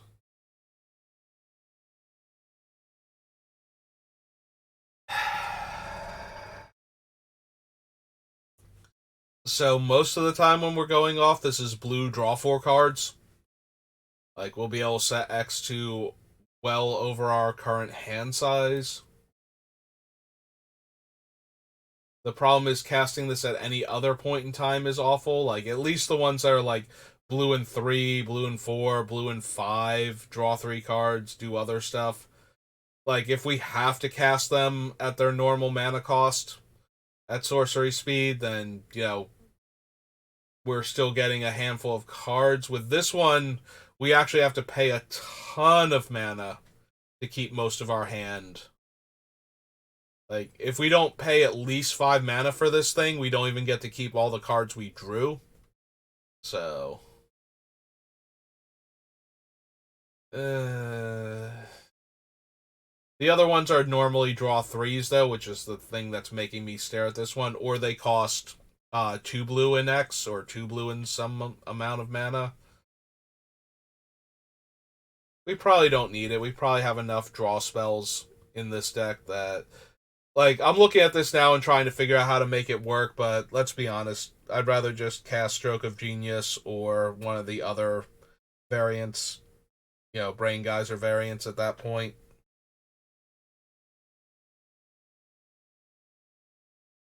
No, we're scrolling too fast. Mill 2 cards. Prevent all combat damage, and it mills 3 cards. No. No card for each counter on it. And Circular Logic. Propulsion. Analysis.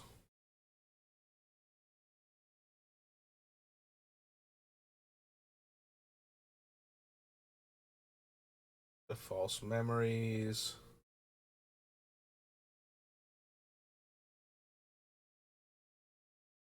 Oh, no.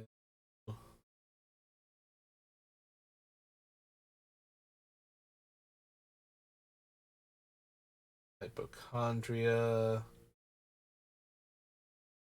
I don't think we need Eloan. Definitely don't need Tarot. Nope.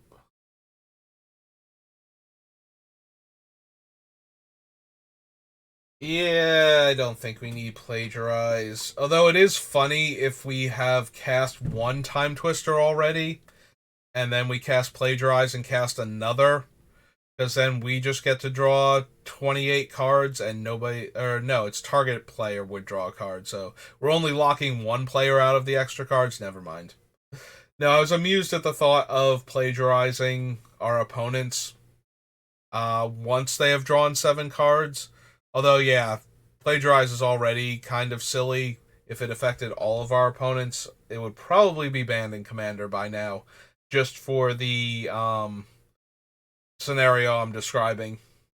Like, any Time Twister effect plus this equals draw 28 cards, and opponents have no hands anymore, and their graveyards are gone for good measure. Seems really silly.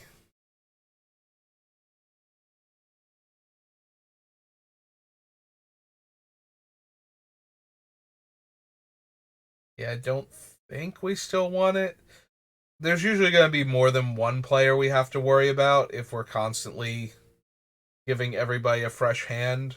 So I'd rather just have the effects that stop our opponents from casting spells at that point in time than stopping them from having cards in hand.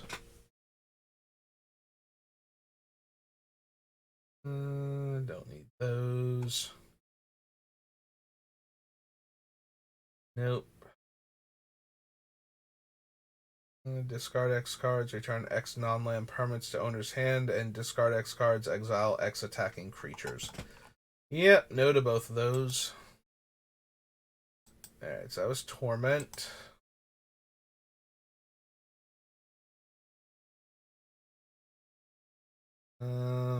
Yeah, we do have to go to Infinity now. Alright, Infinity, what have you got for me?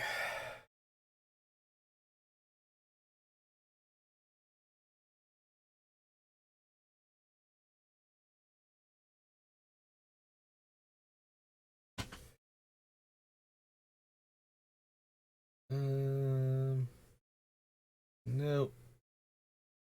Tap two creatures, put a name sticker, return that. No.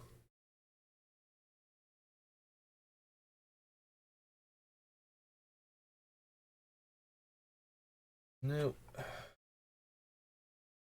Don't need any of the stickers. Yeah, I can't imagine we want any of the sticker cards for this deck, so. Because they're not going to, like, they're going to have activation costs, so they're not going to help us with the mana cost on anything.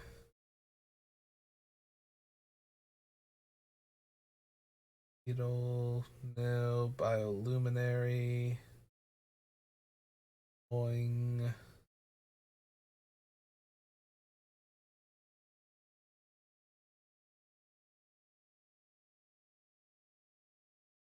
Any of the attractions, I don't think.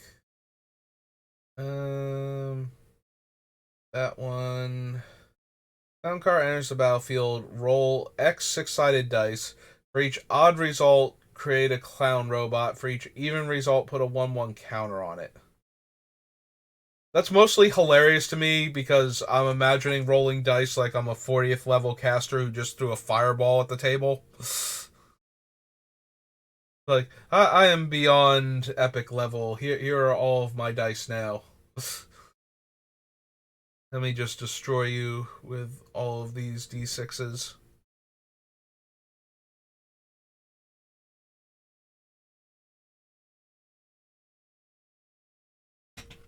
Yeah, ultimately though, I don't think so. Like, it's silly, but it's not actually like particularly good in the deck. Like, yeah, if I cast a Time Walk after, but I could also run any of the other spells that make X 1/1 creatures, and we'd be doing just as good. The only upside to this is that I don't have to spend any mana on it when we're going off. It's a colorless thing, but I could also do like Stone Coil Serpent, and the only difference is I can never go wide with Stone Coil. I can only go tall. So yeah, I feel like as funny as it is, it's not actually what I want to do.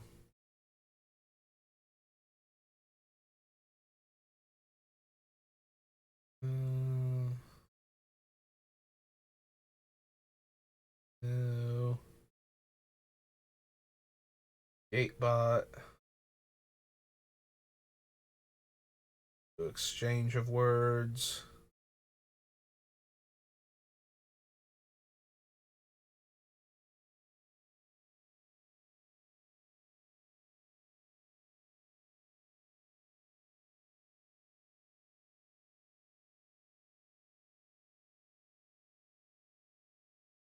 No. Okay. On to the next page. Open an attraction. You may pay one to re-roll a die. Motion sickness. Um, no. Ability sticker. Yeah, it's still probably not worth it. Like, the pin collection would let us get any ability sticker from any of the ones that we had, but that still doesn't feel like we're actually going to get what we need from it. Like, yeah, we get to run all of these stickers and choose, like, we get from the 10 that we have, we get 3 at random, but I don't think it's actually doing enough, so like, even if we had amazing ability stickers, which creature are we putting these on and why do I care this much?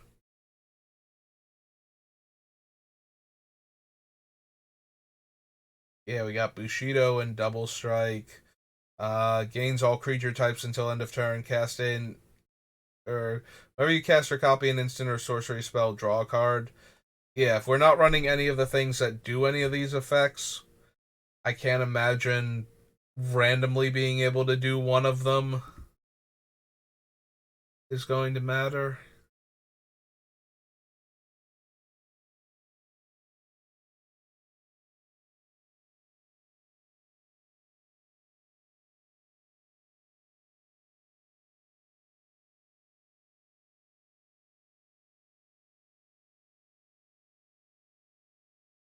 Yeah, I don't think so with Space Bellerin.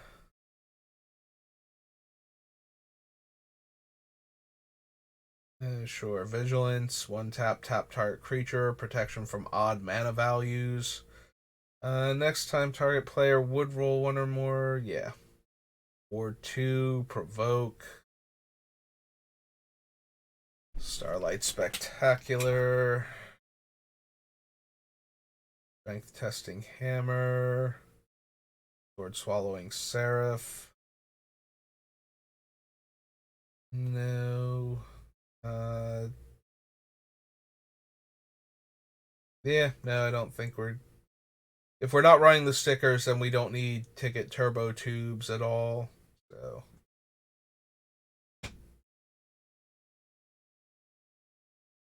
Nope. Mm, Squirrel tokens, no. When you put a sticker on a creature, may return unlawful entry from your graveyard to your hand. Tap gain a life, attacks, tap a creature. One mana of any color. If it's not brushwall, gets plus X, where X is the number of subtypes. Yeah.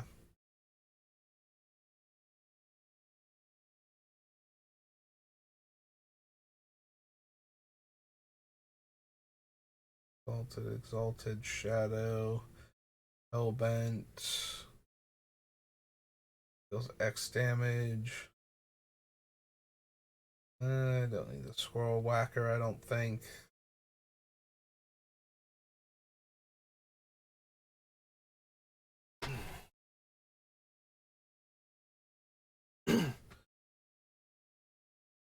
-4.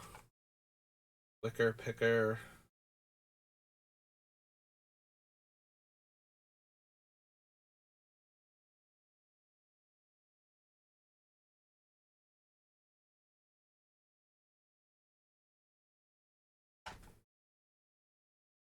Yeah, none of these ability stickers make me want to go back and do the Infinity or whatever it's called equipment. So that was Unfinity. Moving on to the Urza block.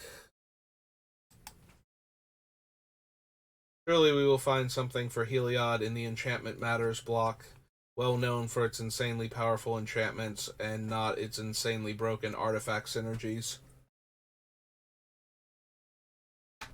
Fortunately, we're also interested in insanely broken artifacts, so I don't think we need Rector. Aura Thief is funny, but not what we need. Braidwood Cup, Sextant, Secretary. Or no to all of these. No. No, no, no.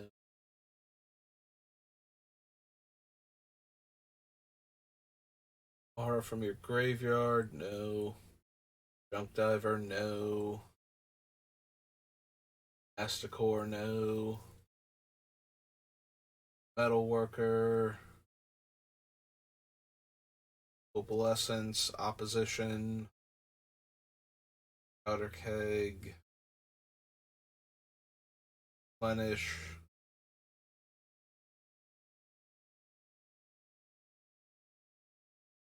As long as it's untapped, each player chooses an artifact, creature, or land during their untap step and can untap only permanents of the chosen type this step.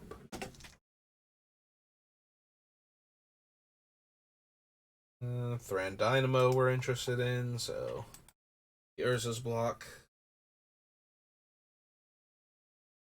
No. To the block, not to the man. So, Thran Dynamo.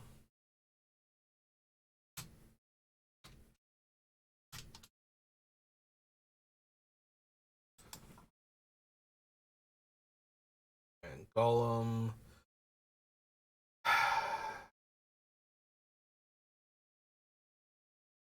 So once we don't cost anything to do colorless mana, cards like Treachery get way better because now we're untapping the colored mana sources that we're using. So we get back the 2 blue and then 3 others in whatever combination of white and blue our lands will support. Which should be any combination we want by the time we have cast and flipped Heliod, so... I don't know if Treachery is the one I want to go with. It does untap 3 lands. Obviously, we want Time Spiral because it's one of the things the deck wants to do anyway. And we probably want Palinchron too. But I don't know that we want, like, Treachery.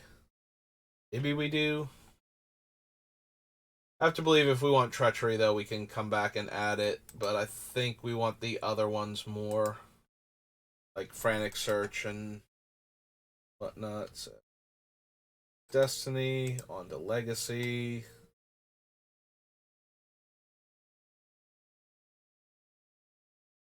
Plasm, Auraflux, Feebles.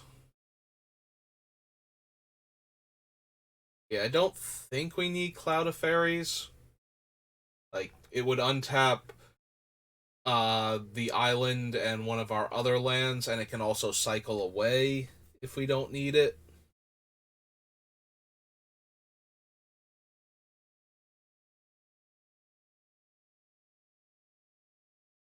Don't think Damping Engine.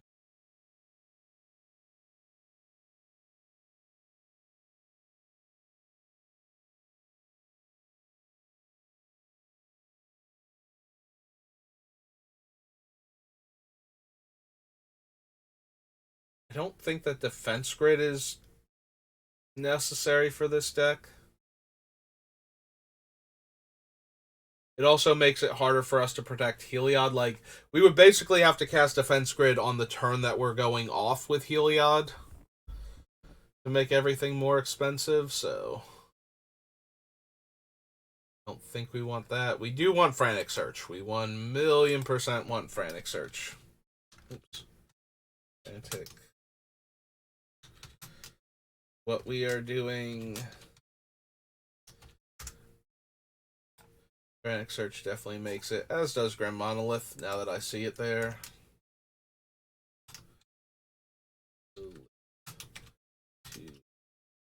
Artifact. Alright. Open Glory, Intervene. Will, Karmic Guide. Memory Jar, yes. Absolutely.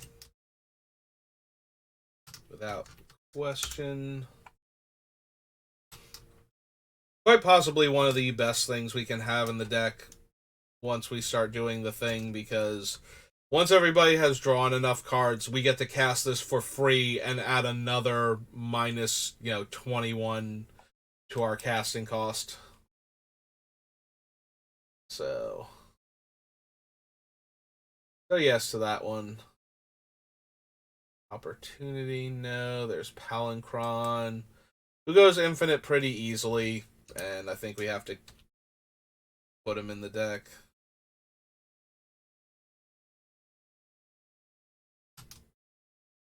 Five, blue, blue. I believe it's an illusion, 4/5.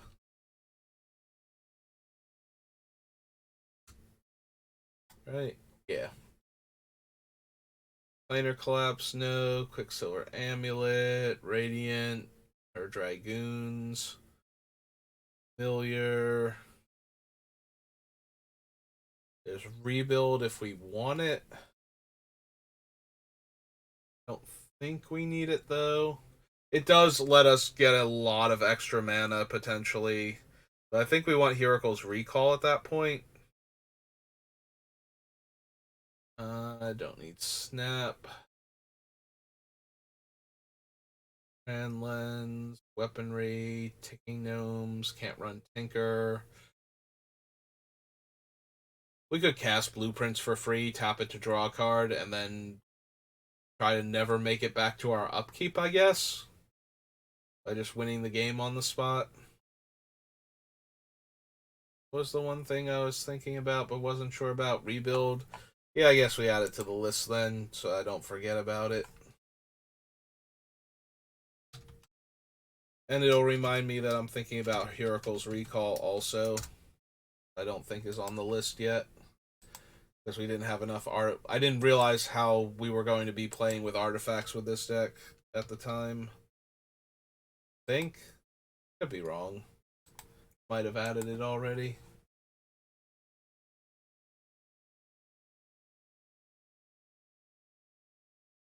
Okay, so no, no,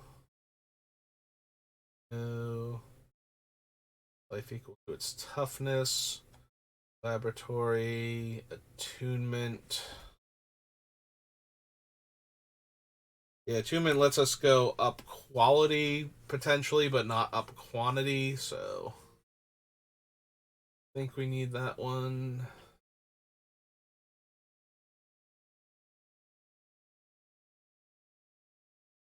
No, no, no. Claws of Gix.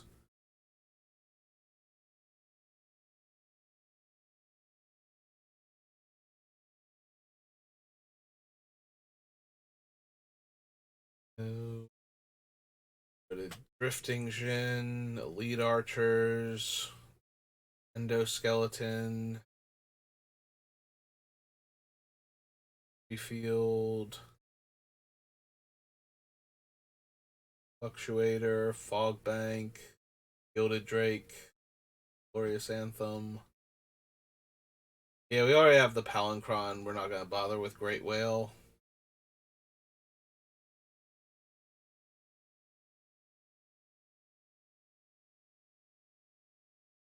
Hopping on time. All of these. Don't need Harn. Lifeline. Metronome. Notifications Helix.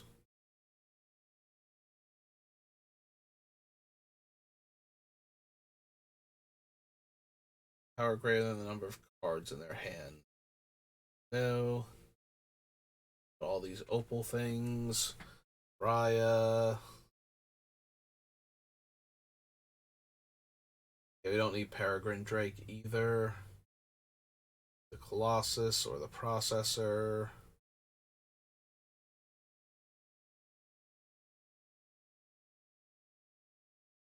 No. Nope.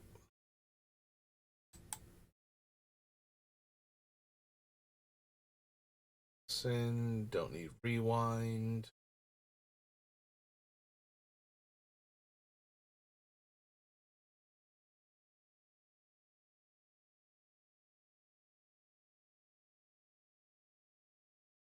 Smokestack, Somnivore, Soul Sculptor, Spire Owl.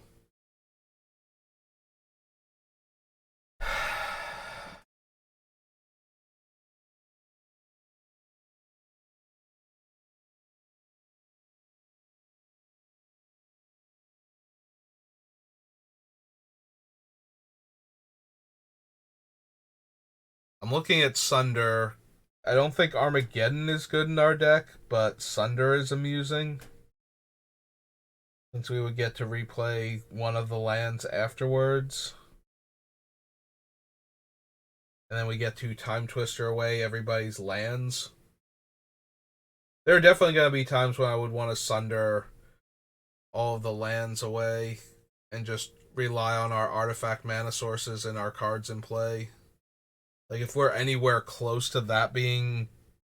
Like, if we are anywhere close to us being the best board position, I have to believe that Sunder into Time Twister will just end the game.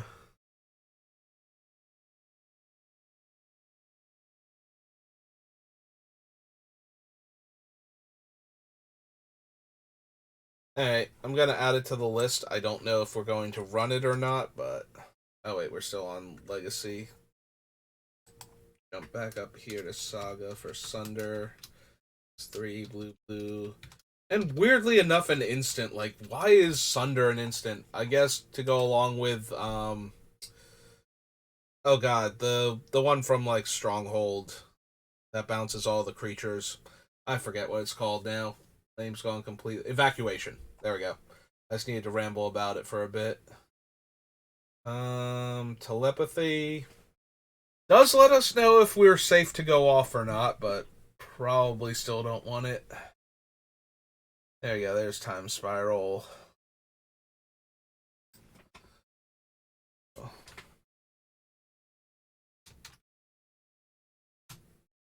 Is 4 blue, blue, and a sorcery. Time Spiral. I don't think this is a Tolarian Winds deck, just because, yes, we get to draw a ton of cards, but most of our things are letting us draw a ton of cards, so.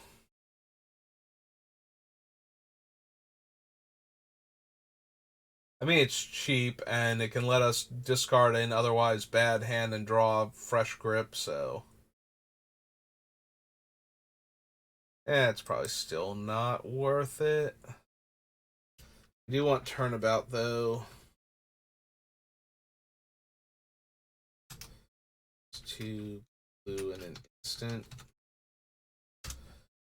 Let's get all of our mana back from our lands or artifacts, depending on where we're at, and then just have a bunch of colored mana to work with. We're doing all the cool stuff with this deck. Wait, we saw a Turnabout in Tolarian Winds. I went by Stroke of Genius without adding it? Yeah, I did. I got distracted by the Sunder. I'm like, wait, we should have seen Stroke of Genius by now. We are well past it alphabetically. And this is definitely the deck for Stroke of Genius. So, X2 blue instant.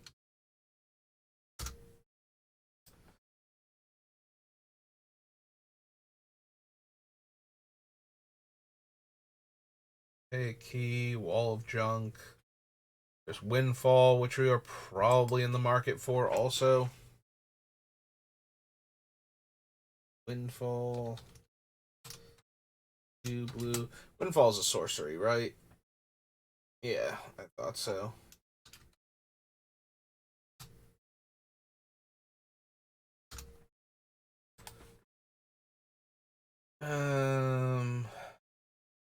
We can run Worn Power Stone. It doesn't help when the deck is doing its thing, but it does help early on to generate more mana to cast all of the other things. So we're gonna add it to the list, but it is the most likely one, I think, to go.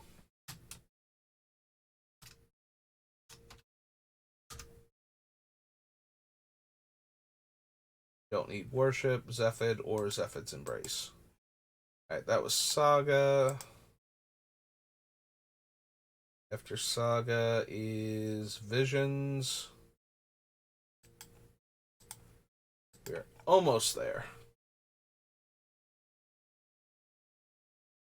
Don't need Anvil of Bogarden. Archangel. Free Brass Talon Chimera, still not worth it. Go to Chronotog. Exertion. Kaleidoscope.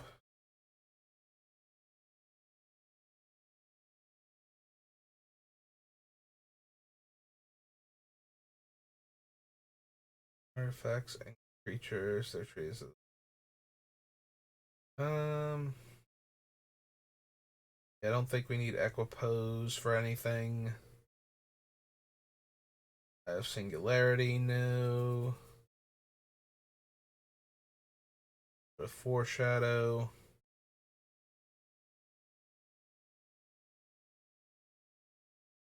Guiding Spirit. Helm of Awakening. Honorable Passage. Hope Charm. No. Impulse. Inspiration. Juju Bubble.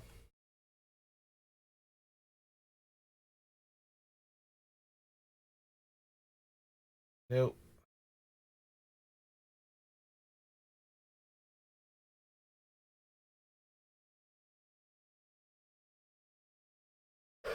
Oh wow, we can make a Phyrexian Marauder so big we can't even pay for it to attack.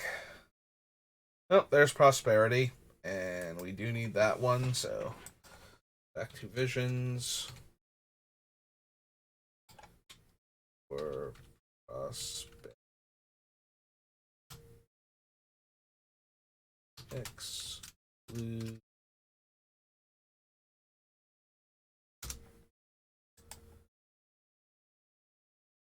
Got a Rainbow Free, Relic Ward, Remedy, Retribution. Skips their untap step. That player simultaneously untaps each tap thing and taps each untap thing. That is Sands of Time's current thing, right?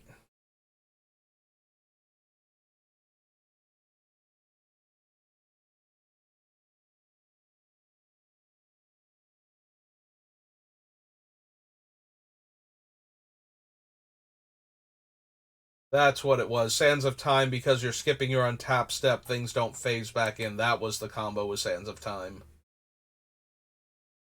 I knew there was something about Sands of Time. That's why I was checking it, because I could not remember. And it's the fact that you skip your untap step, so it locks everything that phases out into Oblivion. Oh, Teferi's Puzzle Box. Huh. That guarantees everybody draws a lot of cards each turn to potentially power my other things, and helps me find my time walks faster. Or, well, time walks helps me find my time twisters, which is the more important thing, but also, yes, does help me find my time walks faster too. Um yeah, this might be a Teferi's Puzzle Box deck. It's at least worth considering.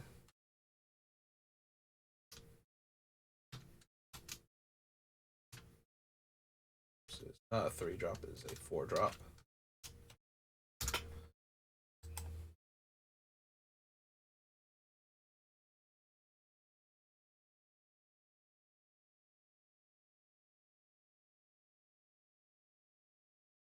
Diamond Tide.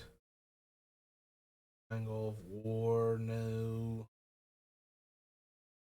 Ish, Vision Charm. Wand of Denial. Yep, okay. Like everything from Visions.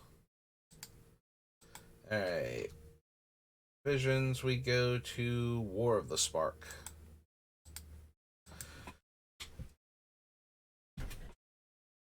And I don't think we bother adding in Um, Narset here. I think we'll just skip over her this one time. Um, gain lifelink until end of turn. Mills 4 cards. Return 2 instant and/or sorcery cards from your graveyard to your hand, and exile Bond. Can't be countered. Draw 2 cards. Amass X. No.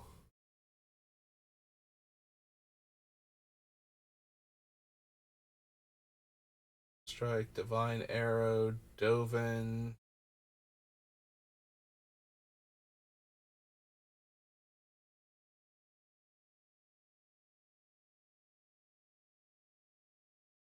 Oh.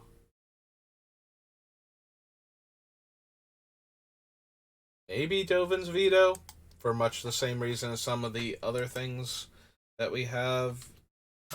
Since it can't be countered.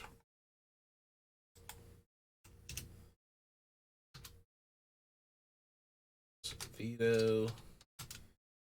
White, blue, and an instant.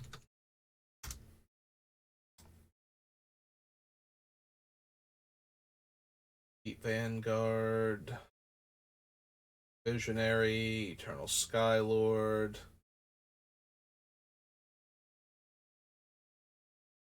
Bibblethip. Oh, right, the finales. With their giant casting costs. Draw X cards. If X is 10 or more, instead shuffle your graveyard into your library, draw X cards, untap 5 lands, and you have no maximum hand size. Yeah, I think I want Finale of Revelation.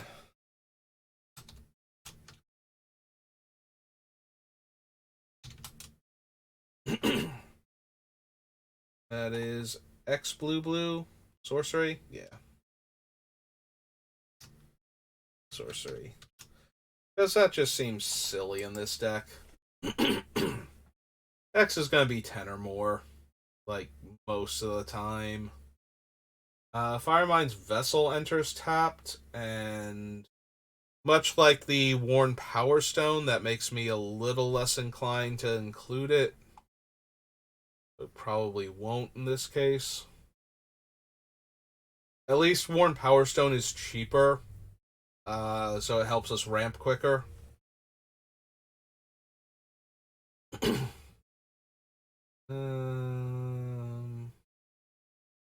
No. Kefnet.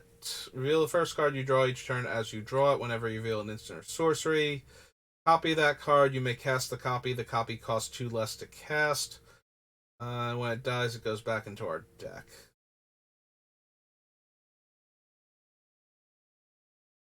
I think we need the God Pharaoh statue. Grateful Apparition. Guild Globe.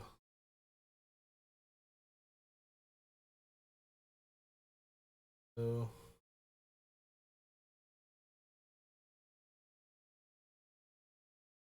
But we might want Jace Wielder of Mysteries.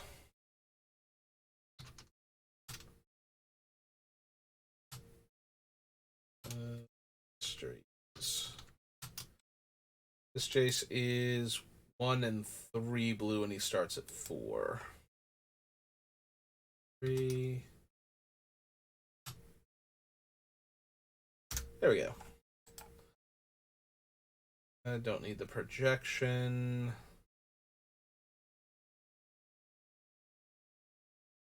Ruse or the Triumph.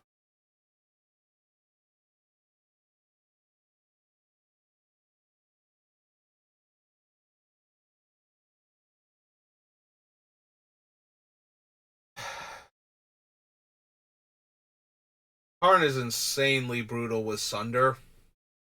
Like, so all of their lands are gone, and all of their artifacts don't work.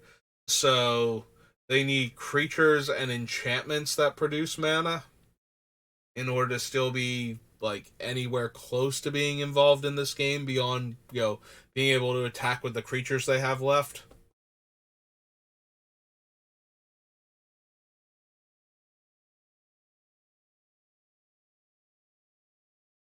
It still seems like more gimmicky than actually something I would put together consistently.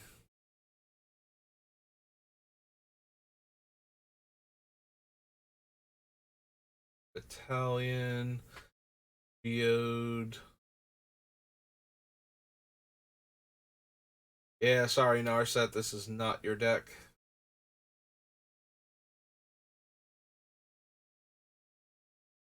Reversal, no escape. Prismite. Got War.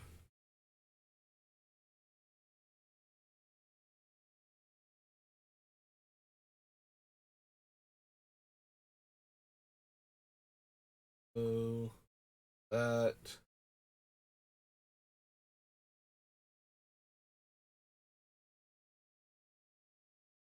Single combat.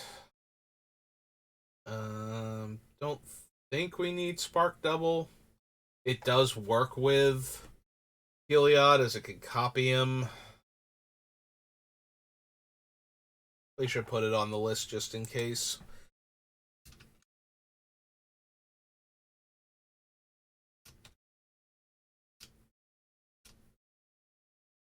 And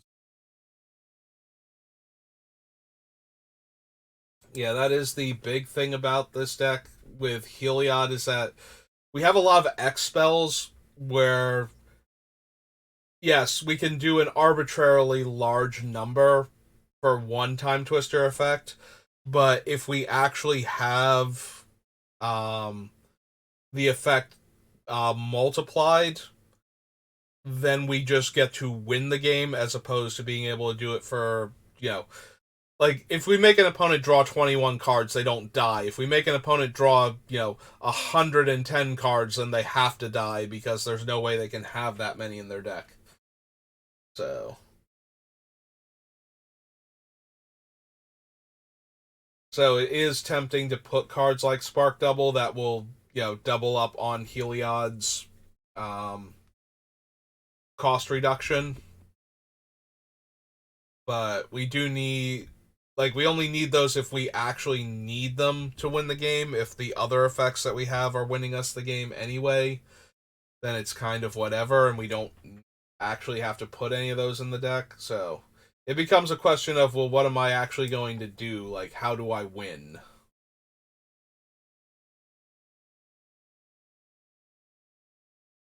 And we have a lot of different paths to victory, so we'll probably have to narrow it down at some point in time.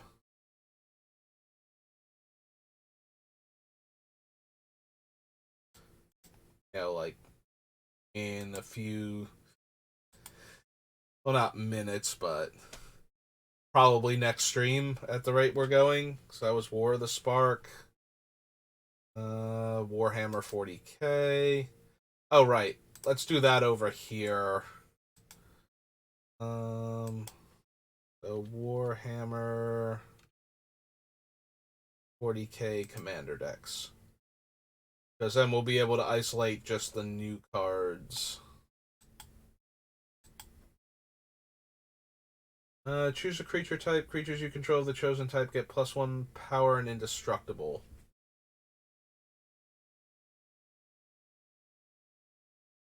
Um, hmm. I mean, it's the same as any other target creature I control gains indestructible for Heliod, except that we could do weird things like, I don't know, save the citizen tokens from Crescendo or something. Flying Lifelink. Beginning of your end step, return target creature card with mana value X or less, where X is the amount of life you gain. Enters the battlefield, create X 2/2s with Vigilance. Exile it, create X 2/2s with Vigilance. Activate only if you control no creatures and only during your turn. +2/+2 and gain Vigilance and Lifelink. Enters the battlefield, destroy target attacking creature. If that creature is a demon, exile it instead.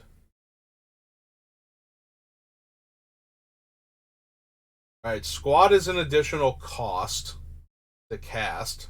Enters the battlefield, destroy up to one target artifact or enchantment. First strike vigilance. Enters the battlefield if an opponent controls more lands than you. Search your library for planes and put it onto the battlefield tapped. Deals combat damage to a player. Put a 1/1 counter on each other creature you control. 5/5 lifelink. Dies. Exile the top 6 cards of your library in a face down pile. Shuffle that pile and put it back on top of your library. And she has Miracle for 2. Honor Guard has Squad and is an Anthem, which is kind of funny. Flash, Vigilance. Commanders you control have protection from everything.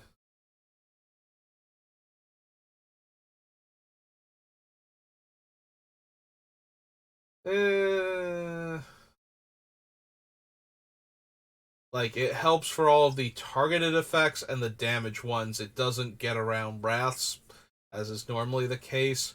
Also, having protection from everything means that I can't target it with an indestructible effect if somebody goes for a wrath. So I need one of the cards that doesn't target. Because we do have some cards already on the list that don't target, but I would be more interested in more of those then and less of the one of my creatures gains indestructible. And then it's still not amazing, it's just good. Like, this guy cost 4 mana, so most of the time he's going to cost 3 mana in order to cast him. And if I had the 3 mana, I might have already flipped Heliod instead, type of deal, so yeah, trying to cast and flip Heliod and hold up this guy all in the same sequence feels way more difficult than I actually can reasonably expect to pull off. Squad, Flying, Vigilance, and Miracle. Whenever a creature attacks, it gets -1 power. Attacks an opponent, gets +1 toughness. Attacks put an infection counter on target creature defender controls. Infection counter on it dies. You create a token copy of it, except it's one of them in addition to the other types. 3/3 Flying Cascade. Flying Ward 3. Enters the battlefield, draw 3 cards. Yeah, even with the -6 on the casting cost, that's still not. Like, we can't cast it if we're not doing the thing, so I kind of the same problem I had with like the breakthrough where we almost have to be doing the thing in order to cast it. This one's 7 mana without any other mitigation, so probably don't want it. Squad and enters the battlefield, draw a card. Hmm.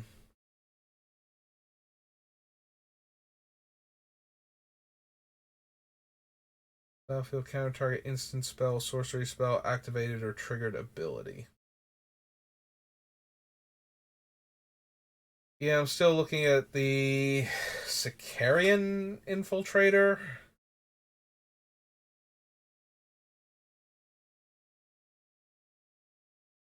Um, Probably don't need it.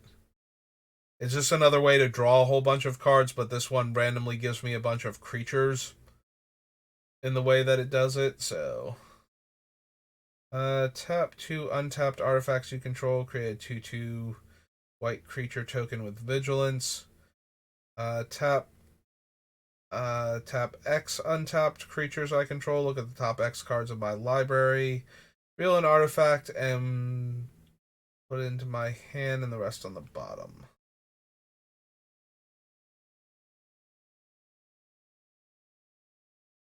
Alright, the librarian is attacks. You may cast a spell with mana value X or less from your hand without paying its mana cost, where X is the number of attacking creatures.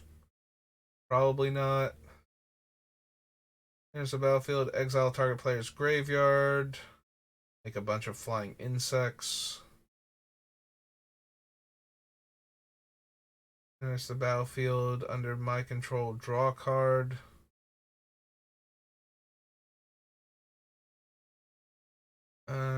Sentinel enters the battlefield from the graveyard. Exile up to one target non-land permanent. No. Wraith has to deal combat damage to be activated. As long as you control your commander, activate abilities of cards in your graveyard cost 2 less. And 3 tap, mill 3 cards. Other artifact creatures have hexproof. Becomes crude. Each artifact creature card in your graveyard gains unearth 3. If you would lose the game, exile the Golden Throne and your life total becomes 1. Sacrifice a creature, add 3 mana in any combination of colors.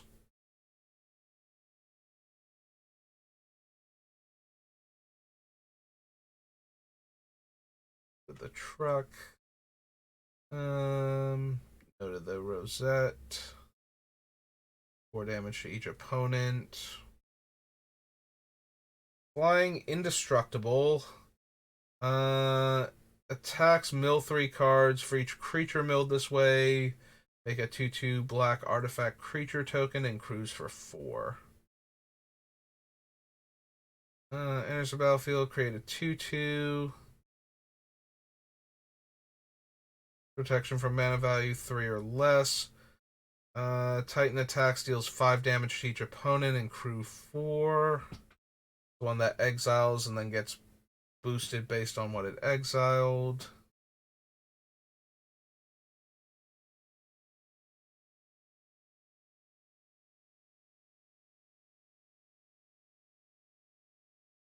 Don't want the Resurrection Orb.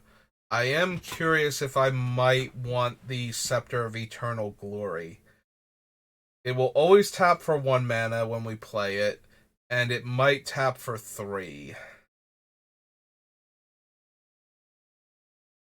Enters the battlefield, create 2/2/2 warrior creature tokens with vigilance. Attacking creatures you control gain flying. We might want the Scepter. So this is Warhammer.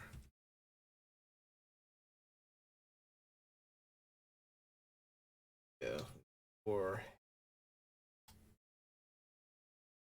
Scepter of Eternal Glory.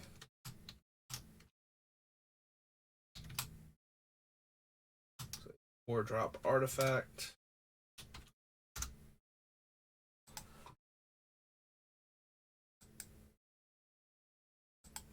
Alright, so that was the Warhammer set. What's next? Complete the Warhammer set. After Warhammer is Weatherlight. Then World Wake. Then 2 Zendikar sets and a Zendikar commander deck. Then we're all done.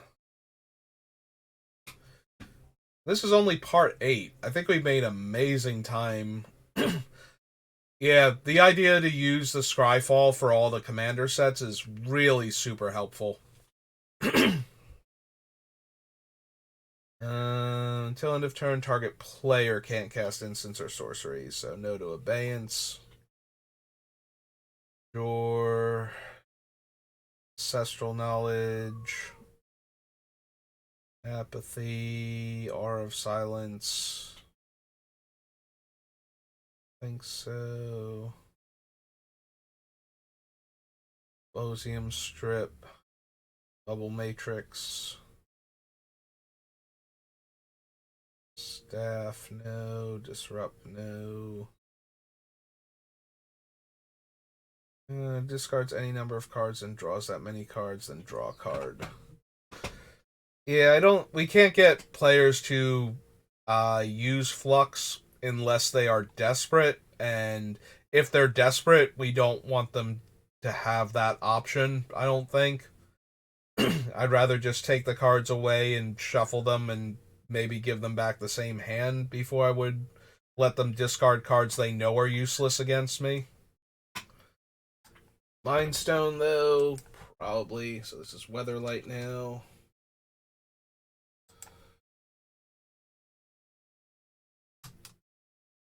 Two, and it's a. Oh no, Mind Stone is 2 words. I'm sorry, Mind Stone.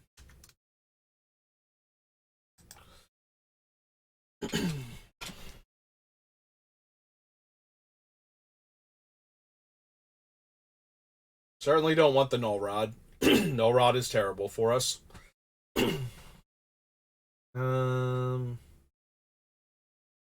Go to Paradigm Shift. Excuse me. Oh, finally got that thing that was choking me before. Got rid of the phlegm. Sorry about that. Kind of caught me off guard. I didn't have time to mute. I needed to grab a tissue so I could, get rid of it. Don't need Serenity.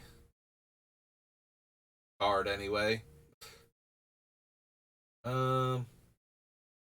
Steel Golem, Straw Golem, Tariff, Fairy's Veil, Talarian Prancer, Talarian Serpent, Touchstone, Illusionist,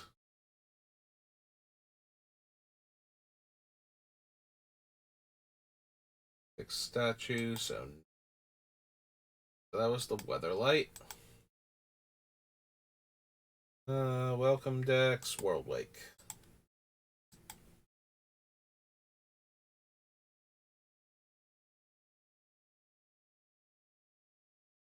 Admonition Angel, Ether Trade Winds.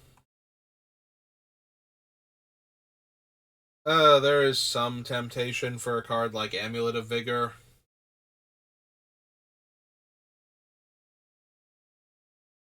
We have a bunch of things that can be free and enter the battlefield tapped, or put a land or something onto the battlefield tapped.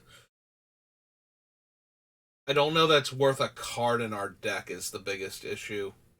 Like, we're not getting a ton of value out of it. We're not intentionally putting in cards that enter tapped and that we would get bonuses for untapping, but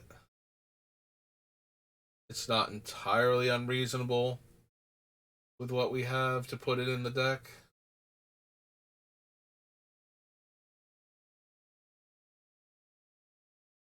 Enclave Elite.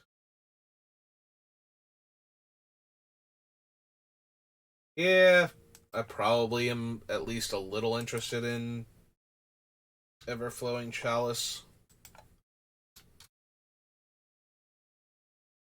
Similarly to copying Heliod, the idea of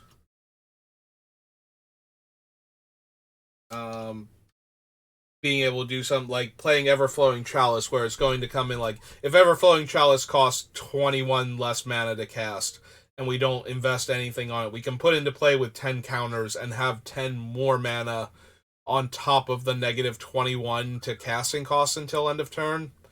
But we can also cast Everflowing Chalice, on turn 2 as a mana rock. So, yeah, I kind of want that in the deck. Even though we're at like negative 21 mana and I want more colorless mana, yes, sometimes I do. So sometimes. And the added bonus of being able to cast it beforehand to ramp mana just makes it more appealing. I don't think we need Mind Sculptor.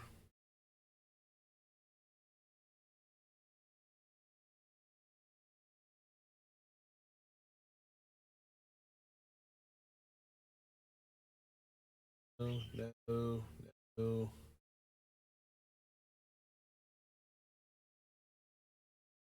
No.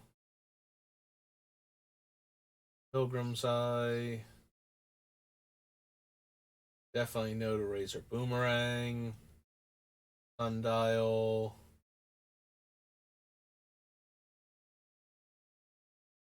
Think we need selective memory.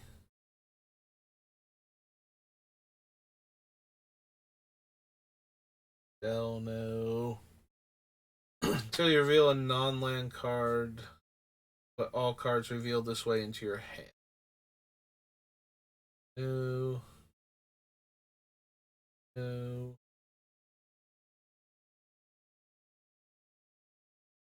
Okay. World Wake.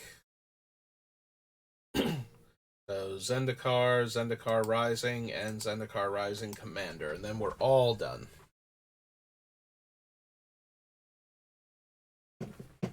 Obviously, we're gonna need the fetch lands, but maybe some other stuff with Kicker, since Kicker can be reduced. If we can find anything like that. Oh, there's Arid Mesa, so.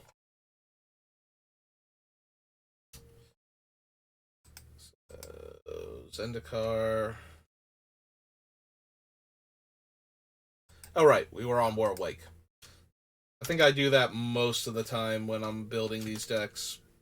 Forget that when I'm on World Wake, Zendikar is directly above it. Arid Mesa.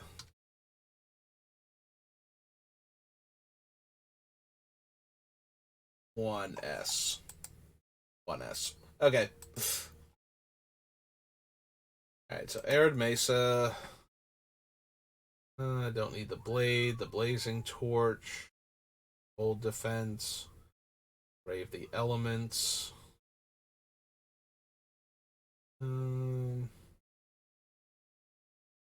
Cancel, Caravan, Carnage Altar.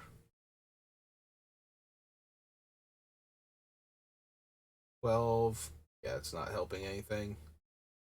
Cliff Treader, Koshi's Trickster, Day of Judgment, the Monument.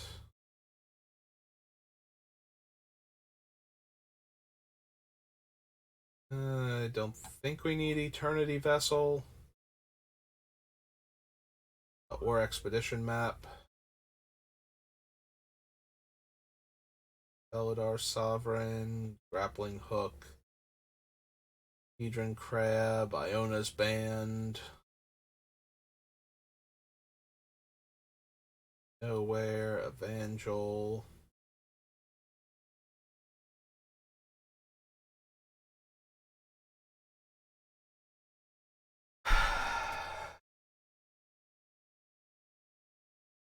I don't think we want the Kalani gem. This is one of those ones that's helping more when we're going off than it is like helping us ramp.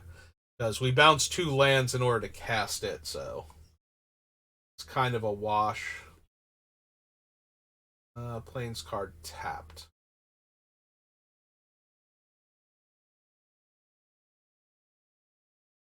Crap, Lorthos. Luminarch Ascension. Marsh Flats.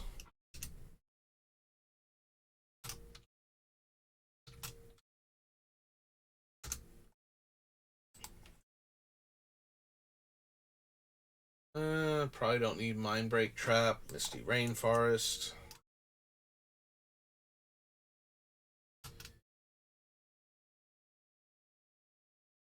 Just what are the other 2? So Scalding Tarn's the only other one we get to add because we're not running Verdant Catacombs. Narrow Escape. Nimbus Wings. Oh no.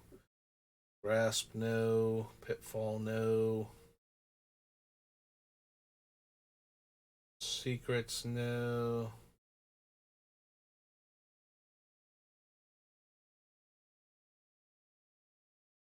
Okay, so what can we actually do with Rite of Replication? Like, what creature are we copying that many times. We get 5 copies of a creature if we kick this. Is there anything I actually super care about having 5 copies of? I don't even think most of the things in our deck are creatures, so I'm really curious what ones. I mean, we don't. If we have a Palancron and the deck is doing what it's supposed to, we don't need another one. So that one's kind of out. Um, Mind's Desire. I'm like, wait, what card is that? Gilded Lotus, Isochron, Lightning Greaves, Sculpting Steel. Like, Sad Robot. I love him, but I don't think we need to make 5 of him with another card in the deck. Um, Tidespout Tyrant is a little bit better, because then every spell I cast bounces 5 permanents. The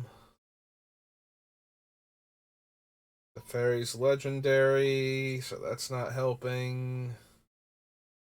Lenalendra Archmage. The Kozilek's Legendary. Ulamog's Legendary. Consecrated Sphinx is hilariously awful. I can't really copy Jin. Lab Maniac doesn't do much other than making sure I have multiple Maniacs, so you can't just kill one in response. Dig Through Time. Monastery Mentor would be good if we made multiples. Conduit of Ruin is a cast trigger, so is Oblivion Sower. Void Winter is just a bunch of big bodies. Docent would be good if copied.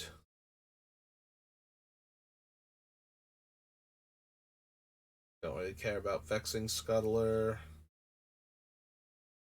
Also, that thing is a cast trigger too, so that's not helping. Baral, Walking Ballista, no.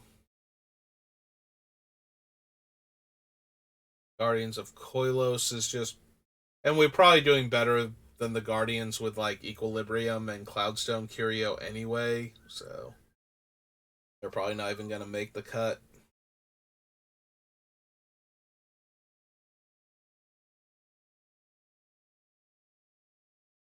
Boss's Intervention, Shark Typhoon.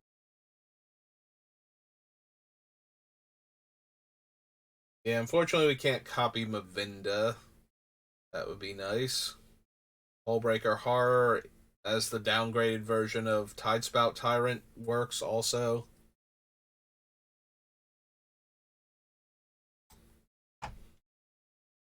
Yeah. Cityscape Leveler is a cast trigger, but it also can attack to do the thing. Eternal Wanderer is, yeah. We'll get the Eternal Wanderer like she's a creature. She is not. Time Reversal, Temple Bell, or Grand Abolisher rather, but that's redundancy more than anything else. Talrund we can't copy.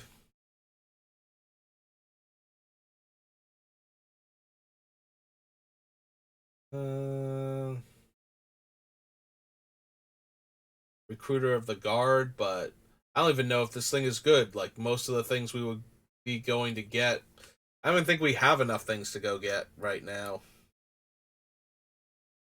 Spellseeker, Ranger Captain of Eos, because you have to sacrifice him to use the effect, so having extra copies just in case, maybe. I don't think we need more Quains. I don't even know if we're running him. Sakashima is fine. Clockwork Fox, technically. A Bastion Protector is, again, more the redundancy than anything else. Muse Vortex, Wedding, Grand Crescendo. Yeah, no, I don't even super want any of. So yeah, while we could cast a kicked Rite of Replication pretty easily, I don't think it's doing enough in the deck to actually want to cast a kicked Rite of Replication. So Scalding. Oops, Scalding. Tarn.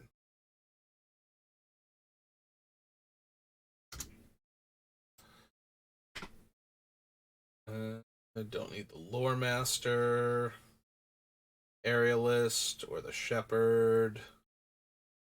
All of these so far. Ooh.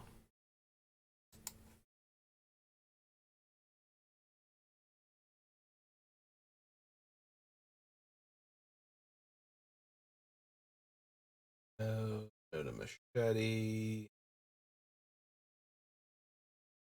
Mara Raptor. Oaken Turn. World Queller.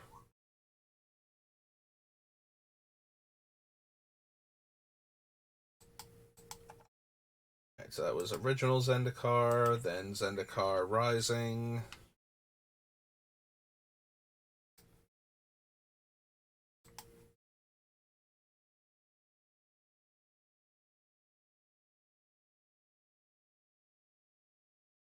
Okay. Get +X+X, where X is the number of creatures in your party. Build Destinies, no. I don't need the Archpriest.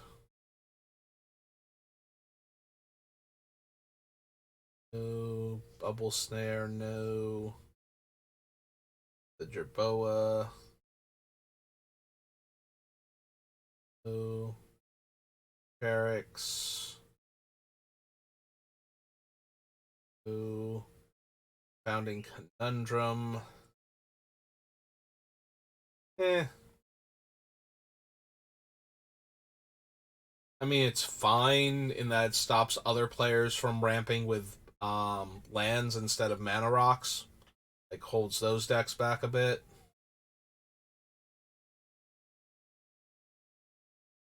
Deliberate. Disenchant. I don't think we need a Maria's Call. We might be down for Seagate Restoration, though, with how this deck is. Felidar Retreat, Field Research. Tap a permanent for colorless. It adds another colorless. Yeah, we don't super need that. Glasspool Mimic, no. Inscription. Or Jace.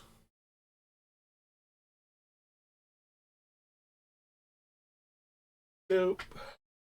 Fear Takedown, no. Cliffs. Del Cleric.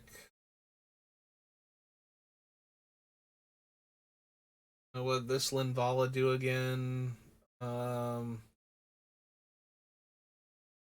Use Hexproof or Indestructible. Creatures you control gain that ability until end of turn. She might be worth it just to protect Heliod because we get to choose whichever one is more relevant at the time. Hmm.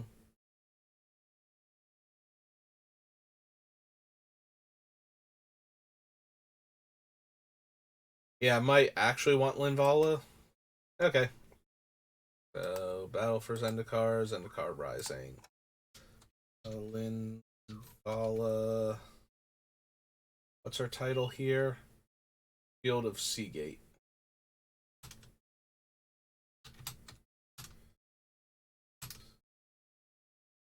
It's 2 words here. 1 white, blue. Angel Wizard 3/3.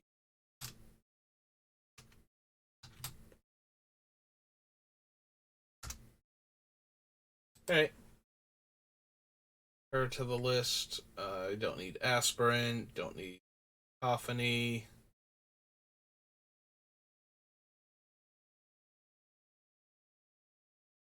Master of Winds. No. Skyclaves, no. Those.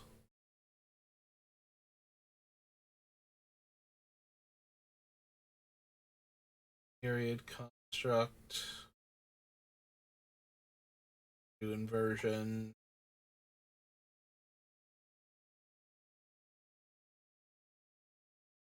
Those three.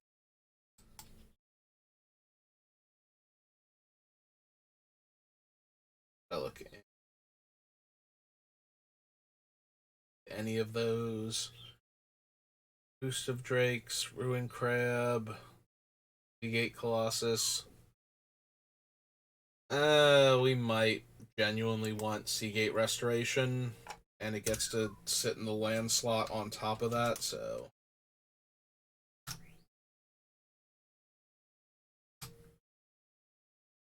Seagate Restoration is 4. Lost the R somehow.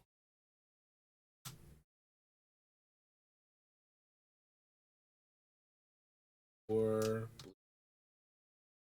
sorry.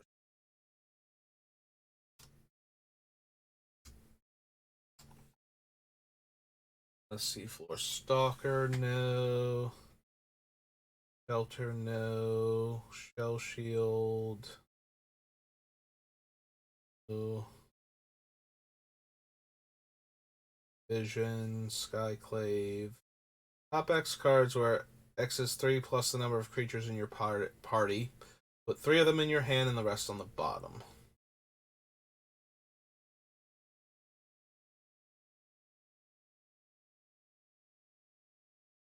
Yeah, we probably still want to consider Relic of the Skyclave.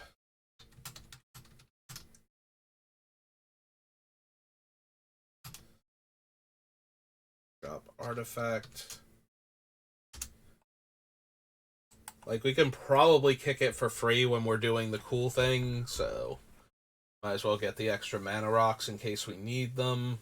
And in the meantime, it's still just taps for 1 mana, so if we get it for free when we're doing the cool thing, then that's helpful for getting us more colored mana to work with.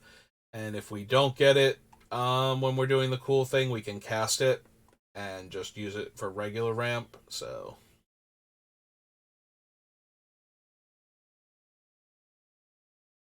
Artifact with mana value X or less. If that artifact is an equipment, attach it to the Thieving Skydiver. I don't think we need that. It doesn't seem. Like, yes, we can probably steal almost any artifact when we're going off, but I kind of shrug at that one anyway.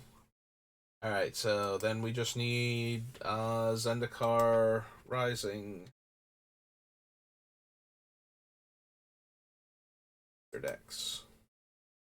And search. And set number.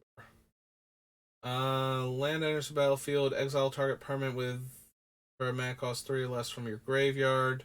When it dies, put each permanent exiled with it onto the battlefield under the control of that card's owner.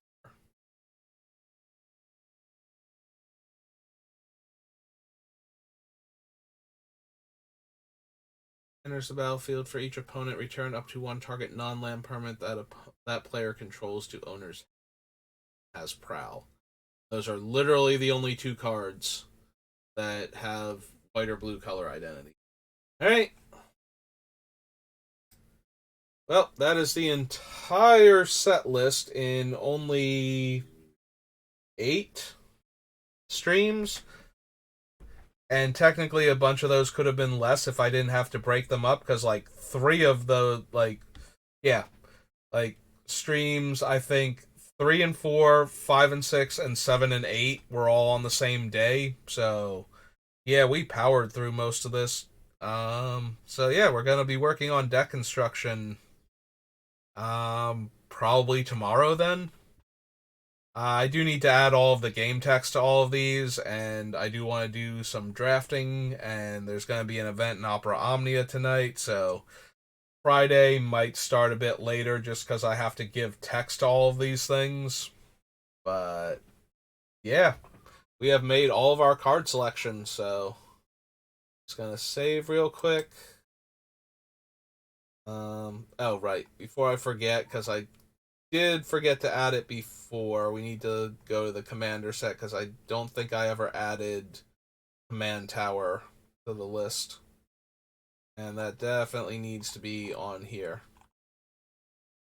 Legends, Baldur's Gate, Warhammer, Plane Chase. Why am I? Oh, Commander. Yeah, my brain is not seeing the words Commander. Like, I just scrolled right over it each time. But yeah, we need to add Command Tower as one of the lands. We already have Arcane Signet because I insisted on going back and adding it before we got to, um, what's its name? Throne of Eldraine. Alright. Well, that's going to do it for this particular stream. Give me a few minutes. Let me go get some more water and whatnot, and we'll probably be back to do a draft. Until then, thanks for watching, and if I don't see you, have a good rest of your day.